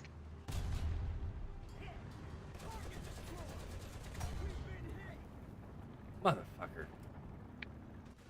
What did I kill? Oh, Puma. The Puma Tuma. I am dead. Yeah, I think I'm lagging. Let's stop lagging. Lag.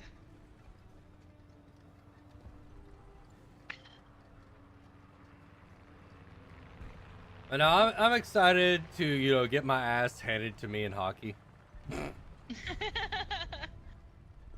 Granted, I did not realize this. What do you think is the like the most played position in beer league hockey? In beer league? Yeah. I What don't what know do you beer think? league is. What do you think the like most like when most amateurs get into beer league hockey? What do you think the It was position they go after is? It wasn't defensive, was it? Yeah, it's always defenseman. Okay. Haha, I got it. Because I mentioned how I wanted to be a forward and everything. I said I don't want to be a center. I want to be a right winger. And I was nearly poached buying my gear because like we have no right wingers that want to be right wingers. I'm like, why? I said defensemen are like the hardest job because, you know, ideally you're supposed to be backward skating. Yeah. And like some people like it because you don't have to be in the fray. I'm like, dude, I'm all about being in the fucking fray. I am dead. Good luck. Because I was mentioning, it's like, dude, I played fucking football. Like, if there's one thing about me is that I like being up there and being annoying. It suits your personality.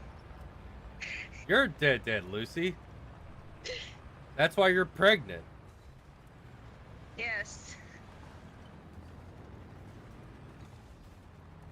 Okay, that.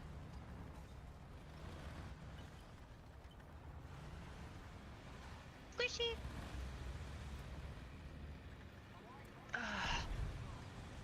I need to find a really good spot for the puck, though.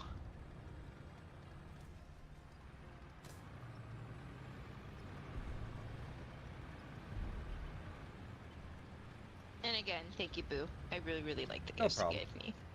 Yeah, I think Knight ended up with Saros, and I think Whiskey ended up with Niederreiter? No, Ekholm. Whiskey got Ekholm. Okay.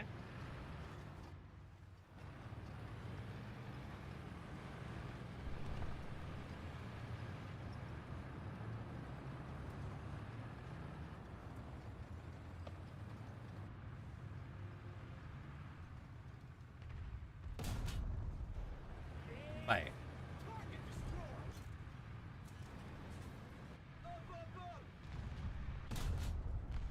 Bang. Join us for the last game with Lucy. Do it. No Do it. balls. Do it. Just do it. Do it. Boo it.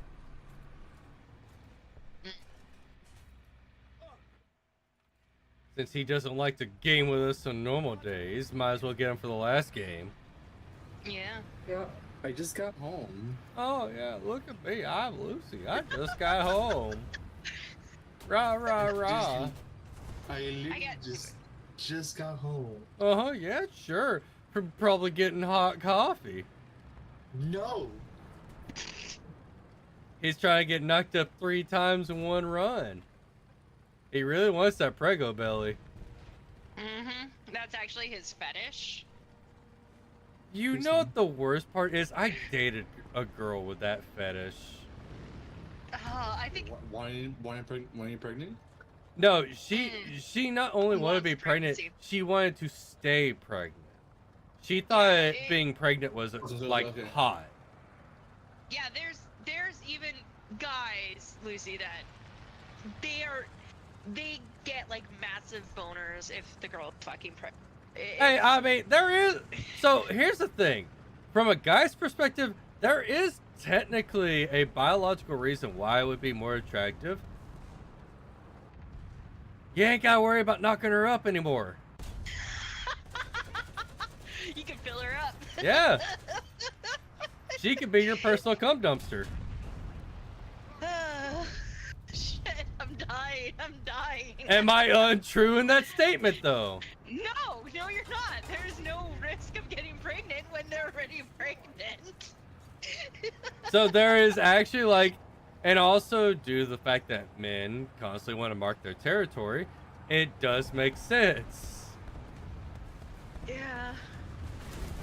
But Ow. I mean, I don't know if there's one person I met who has a pregnancy fetish, and it's a dude, and he has so many children.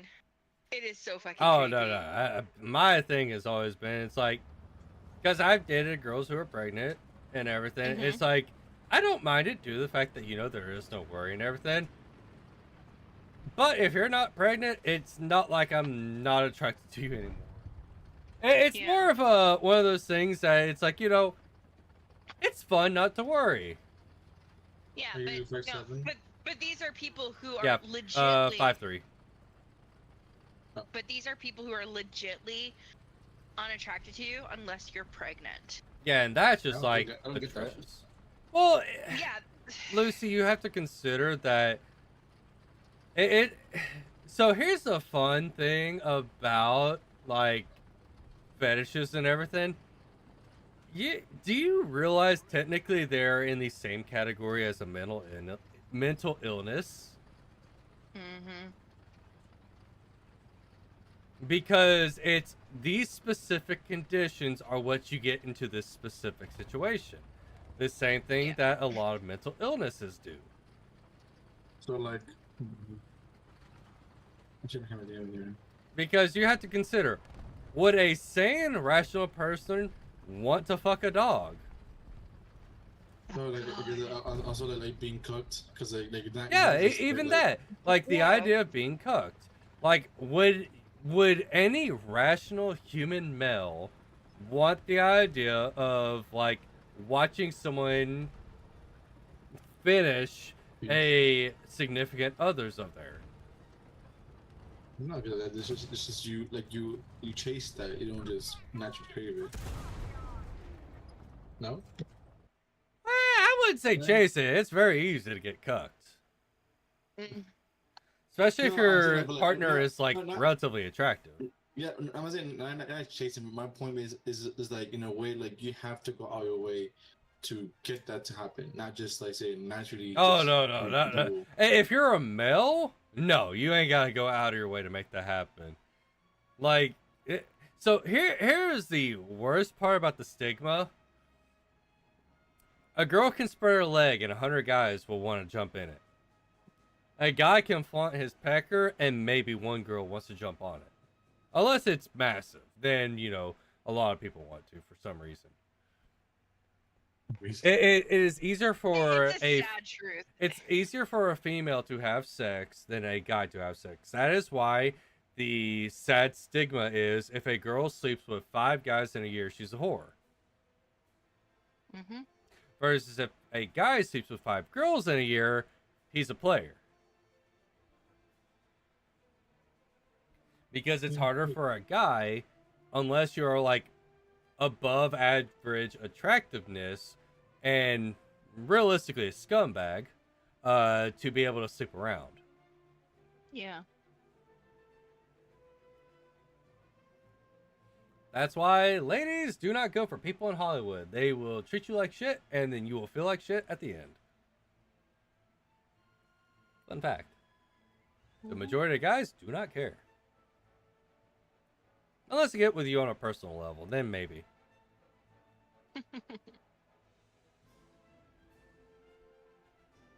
Especially nowadays, the majority of men do not want long-term commitments either. No, Mainly no, they don't. mainly because of how the system's in play. Like,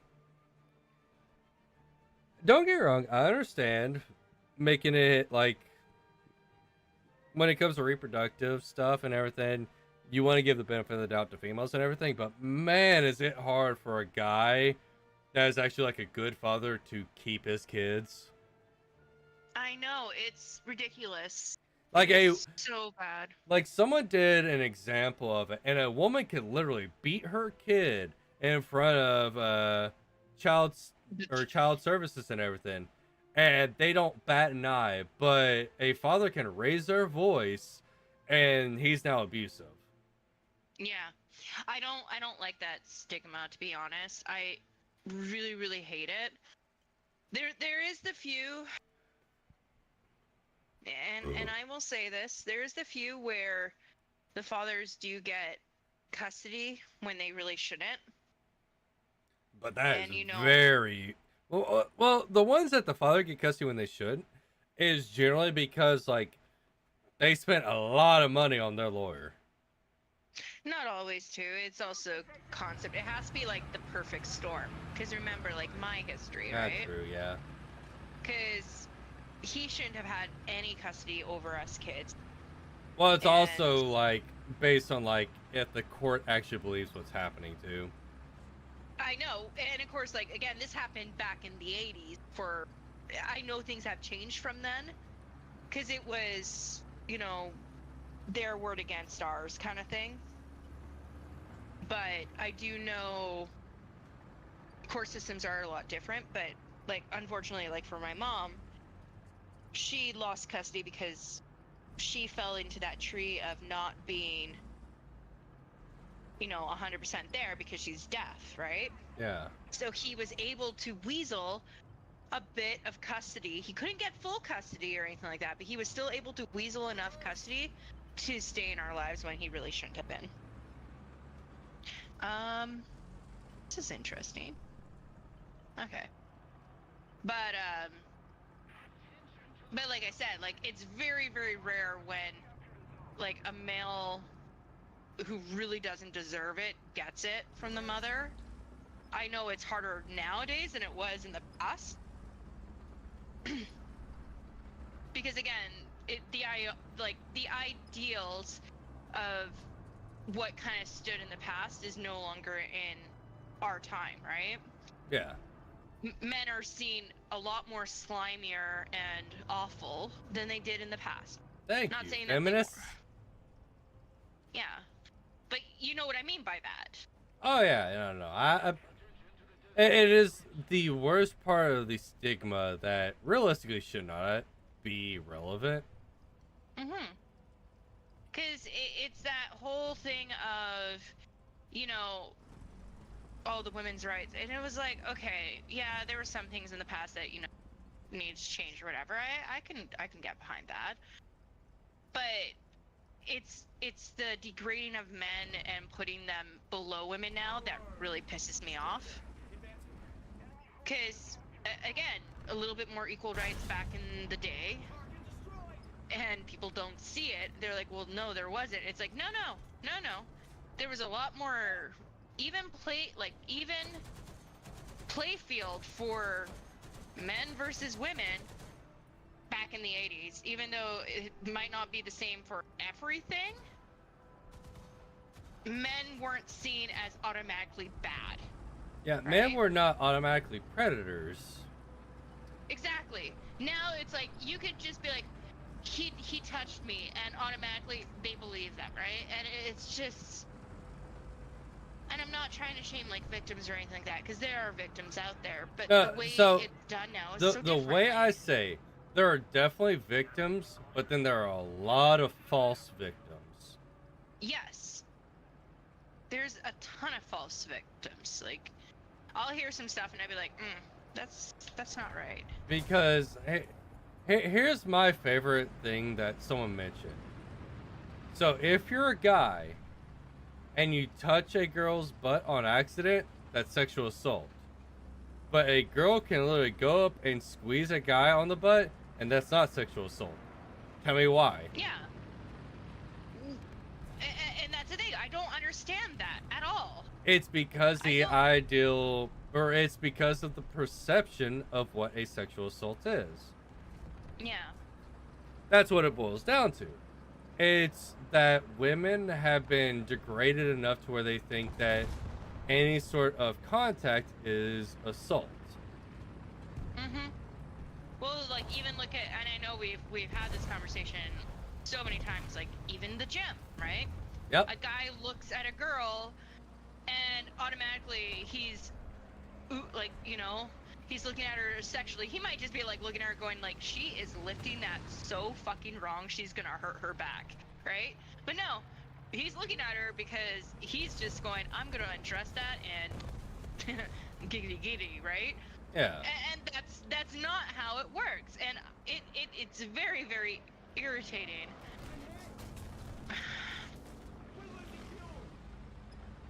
Again, don't want to go down that rabbit hole of ranting about that, but again, the whole thing is the rights of men have been so degraded over time that it's sad.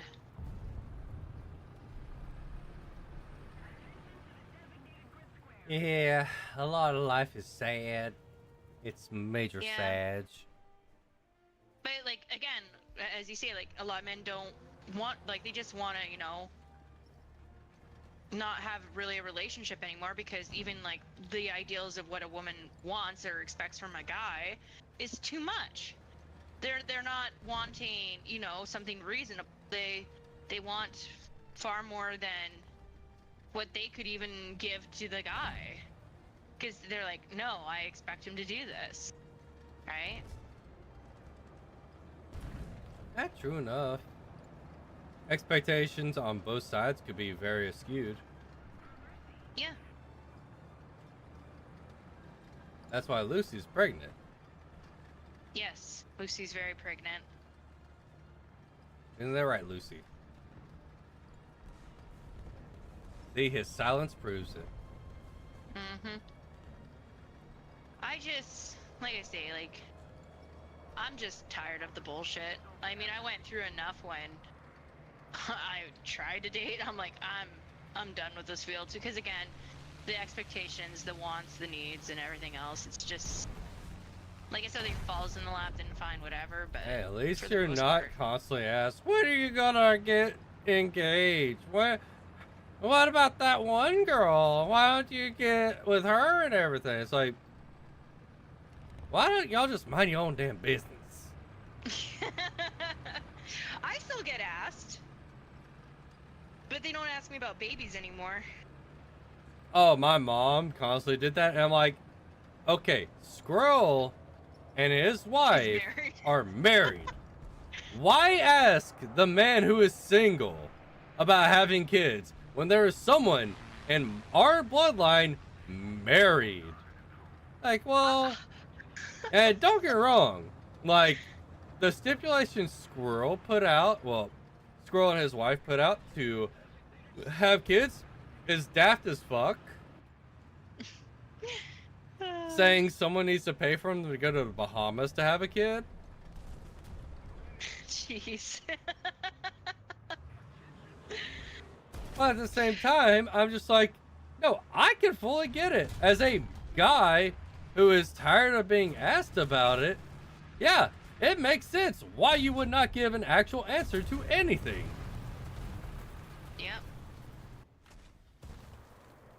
I just, like, I'll always remember being 16 and my mom asking me about and stuff, and I'm sitting in a room where my married, my brother's engaged, right? And I'm like, why are you asking the teenager who's not done high school? And you have two people who are basically married. My brother and my sister, like, gave me the biggest hate eyes at that time. But I was like, I'm 16. Fuck you. But I mean, like, the only reason why my mom's off my case about kids now is because of my heart, right? Well, also, sadly, you're at that age I'm old. where having kids is very unlikely. Yes, but I've Like, always had that issue. My mother got me As distracted well. with some bullshit.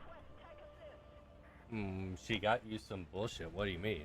No, she called me because the pretty my brother had my brother's teacher, the one that's a bit slow.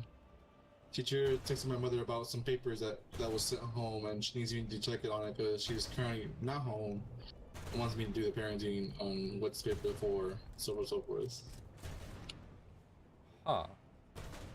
And so I left the desk, calling her the video chat, explaining what the papers are for, and she's like, okay, and then all right, bye. Just go, listen here, bitch. No, but it makes sense because again, my brother is he's I guess physically now somewhat slow. He doesn't really get anything, so that's why I usually just worry that he's not signing something stupid or getting. Well, I'm slow. That doesn't give me an excuse. I don't know. My brother has shits. I hope that it's not him trying to use an excuse. Maybe it's like No, he's literally slow. I understand that like there might he's be a handicap there, but I hope that him himself is not using it as an excuse. He's in 8th grade, and I gave him. I sit down like, hey, and he answer these timetables in 10 minutes. He just sits there and like, I don't know what to do. I'm like, what do you mean you don't know what to do? I don't know. I don't get it. That's how he looks at me. Well, that could very well be like a teaching method. Yeah, well, maybe, but like, he doesn't know anything. Like, you tell him anything, he just is, I don't know.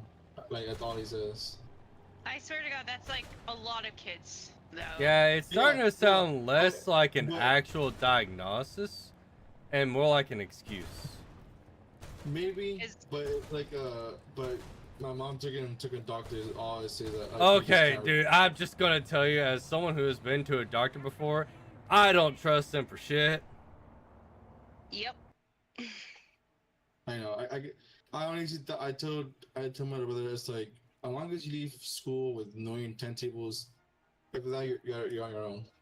Because it could very well be that his attention span of it and everything is frayed due to the fact. Here's a simple question: is he an iPad kid? He's definitely like using his phone a lot. So he's an He iPad never kid. was. He was never He is an an iPad iPad. kid. He never had an iPad, but I guess. No, it's the same thing. It's Okay. it's glued to a screen. Yeah, it is someone who requires stimulation all the time. Yeah, I think he has a thing where it's like he has to have like, I guess like games, like a reward towards at one point, like Well- going towards a reward. Well, see, that is a problem with the idea of putting screens in front of kids before they're able to comprehend the idea of reward versus punishment. Because the downside of it is that we constantly put tablets or phones in front of kids when we want them to basically not be a bother to parents and everything. And it ends up being a hindrance due to the fact that now, due to the fact that of how much freedom that they have from this tablet and or phone, it is a reward to be a hindrance. And there's no like real reason to have an effort. Because we're starting seeing it more and more as kids that are tablet kids are growing older, is that there is a sense of entitlement that hasn't been there in previous generations. Now, don't get me wrong, there is entitlement even in my generation, just because we are a generation of, we learned a lot through other means and we feel we are entitled to such. That was our last game, wasn't it? Yeah. Okay, that's what I thought. I was like, before I leave. Because that's why I hate the idea of putting a tablet in a kid's hands. They learn nothing off of it except that it is a reward to do whatever they did to get that tablet. Or phone. Yeah. Yeah, most of the stuff, at least I try to, like, when it comes to whenever I give my kids their switches, it's all like education, like math problems. I make sure it's not just dumb shit. Well, I do make. See, here's the downside. I was raised in the South. we spent more time outdoors than indoors growing up, even though I grew up in the era of technology. Yeah. Like, don't get me wrong, I grew up in the peak of when technology was flourishing for young minds. Now, it might have also helped that I was poor growing up. But, like, while we had, like, video game consoles and everything, we were always more entranced on the idea of going out and, doing sports, being physically active, than staying indoors and doing anything. Because it's also like when it came down to like learning life skills and everything, interacting with people is better than learning life skills through a tablet or a phone. Yeah. Yep. And see, I grew up in that middle, right? When technology was starting to pop, and then, but parents tell you to go outside, you don't come in until that's down. Yeah, wait, legitimately, when I was growing up, there was a lot of times we were told, do not come home until the sun goes down. Yeah. So was And you I. did that. You Yeah. found shit to do outside. I played with a dog. I would jump on a trampoline. I would just find random shit to do. I'd explore the woods. I think my favorite will still be is, well, what did you do to get, like, why didn't you go in, why couldn't you get water from the tap? Why were you drinking from the garden hose? Because It that was tastes the only better. water, it was the only I will water source we were allowed. I will swear on my life. When you're outside playing, there It is is. no water that tastes better than coming out of a hose. Oh yeah, it's different, but it's so good. Like you always learn, you let it splurt out for a little bit because there's always hot water in that hose, and also you didn't know Oh, what was in God. that hose. So you Yeah, let it 'cause splurt it out is for a always little hot. bit, let it get cool, touched it by the hand and everything, and then you start drinking. And it just had a sweetness to it. Yeah. Like, no one who's ever drank from a garden hose has ever been able to dispute that it has a sweetness to it. You know what I've always said too, like, it does have a sweetness, but it also has like an earthy taste, but it's not a bad Yeah. earthy taste. It's a little bit of a grit, but not like sand in your teeth grit. No, but like I said, there is an earthy taste to it, but it's not like eating dirt. Granted, I also remember kids these days are so fucking spoiled. I remember Oh, God. getting a popsicle and dropping it in the ground and just spraying it off with a water hose because you knew that was the only one you're gonna get. Nowadays, kids drop a fucking popsicle in the ground. Oh no! Well, here's a new one. God, fuck. Like, yeah, you're right. They do. It's so babied. It's like, wipe it off. It's fine. Hit it with Or some put it up with the water. hose. You're fine. Yeah. Here's the saying I grew up with: God made dirt, and dirt don't hurt. Mm-hmm. I drop stuff on the ground and I eat it still. Like. Yeah, you learn to. The thing I would tell people is like, I played football, and every now and then you get like a sticky, sweet treat afterwards. And if you drop it Yeah. in the fucking grass or anything like that, you learn to spit on it, wipe it off, and then you're fine. Yeah. It's not gonna hurt you. Like these people nowadays, where it's like, oh no, I dropped my lollipop in the grass. Now I can't have it anymore. It's like, bitch, what the fuck you mean? Man, I got the fucking not double bubble. Fuck, what is it? The popsicle or the lollipop that had the gum in the center. It was like it wasn't, there was the double. Blow pops. Fuck. Blow pops, yes. Man, I remember Yeah. getting because blow pop cherry was the best one. But I remember dropping that shit on the ground and you spit on it, wipe off any of the excess like dirt or grass, and you pop it right back in your mouth. Right? Like, kids these days are so fucking spoiled to an extent that it's just like, what the fuck is wrong with y'all? No, I agree. And I remember working my ass off for when the fucking ice cream man came around. You walked out there with quarters in your pockets. because that's what you got paid in allowance. Yep. And we ran to those tricks. Oh yeah, because it was one of those. They If didn't- they started driving away, you scream, "Ice cream! Ice cream!" Yeah, because they don't. Unlike now, where they'll like park for like fuck, it feels like ever now. Whenever you come, No, they would No, just no. they would slowly go through areas. That's all they would do. They would Yeah, not they would never stop. stop. Yeah, The only time they ever stopped was if someone was out there waving money. Exactly. They never stopped for us unless we came, like, he saw us with the money to go and buy, right?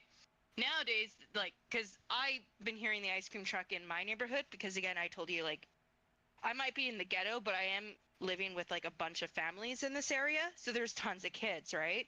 But that truck, I swear to God, will sit there for 20 minutes. I'm like, I have never seen an ice cream truck just sit in one spot.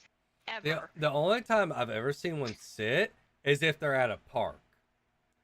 Yes, but If- that's different. Yeah, living out in areas where they came through, like you had like a 10-minute window. Because like I lived in a cul-de-sac when I was growing up and everything.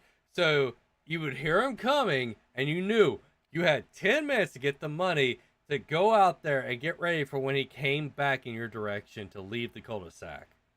Yeah, exactly, because they do the little loop-de-loop, Yep. so it gives you a chance. So that even if you weren't in a cul-de-sac, but like you were in a neighborhood, they would do a circle because they normally did. At least where I live, that's what they would do, right? Yeah, the sound when they first went by was to tell you, "Hey, I'm here. I'll be back in a little while, so get ready." Yeah, because when I come back, if you aren't here when I come back, I'm gonna keep on going. Kids these days, man. Spoiled. I still remember playing Cowboys and Indians with sticks. Oh yes, that was the best. Absolutely. Building forts out there with just shit you found on the ground. I still remember the snowball fights that turned into blood wars. Man, I will say there is like I generally fear for the modern kid because it's like Mhm. there was so much shit you learned just from doing stupid stuff growing up that now I'm just like, man, I don't think there's like many kids that if you sat them out in the woods, you could say build a shelter that they would actually No. grasp how to build one. Because like, What, Well, no. All you give them, like, because like we had as kids, we did the survival camping, where all they gave you was like a pocket knife, right? it's not even that. Me growing up, I had such a fascination with the outdoors. Me and my cousins would literally build like temporary shelters out of sticks and everything on the ground just to do it. Well, yeah, but like I remember we learned how to like push down the trees to get like certain like wood that you could do by hand without like an axe and stuff like that. Yeah. We learned how to build like with our hands and everything. But it reminds me, like, did you ever see that video of that tornado with the father who was building like an actual shelter with his kids, like teaching them how to like build from nothing? Mm-mm. Oh, I'll see if I can find it and then I'll send it to you. He likes to do like the survival because again, people like kids nowadays are losing it, and they dug a little bit of a hole into their shelter or whatever, and everything that they had on their shelter was completely 100% done with their hands, and then a tornado came through and that thing actually protected them, right? Yeah, because the big thing is if you actually are like, I wouldn't even say properly taught, have even like the little bit of hindsight, because the big thing to remember about a tornado, flat ground is your worst enemy. Oh yeah. And some people still don't understand that, which is kind of sad. That's why, like, if you look in Kansas and everything, like even just like a small ditch that is dug by a tractor can save your life. Yeah. You don't want to like you said, if you're on the like say you're on the road and a tornado drops and there's no way it's going to hit you. You want to get into that ditch. You want to get as low as you can in that ditch and pray. The way I But- was always told is if you're on the road and a tornado is coming to you, the first thing you want to do is pull over. Do not get in an underpass. Underpasses are awful because they're a wind vortex.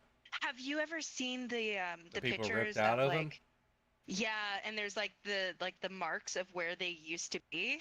Yep. That is just heartbreaking. The thing I was always told is pull over to the side of the road, park your vehicle over where the low spot is, and lay underneath your vehicle in the low spot. Mhm. The reason why is because you park the vehicle there, so that way if, anything comes flying down at that, the vehicle car takes the protected. brunt, Yeah. as well as it reduces the amount of wind that is trying to pull you up. Yeah. That's why my buddy always used to carry around a I can't remember what it's called, but one of those like ice drills and everything, the things that they put into like actual I can't think what they're called now.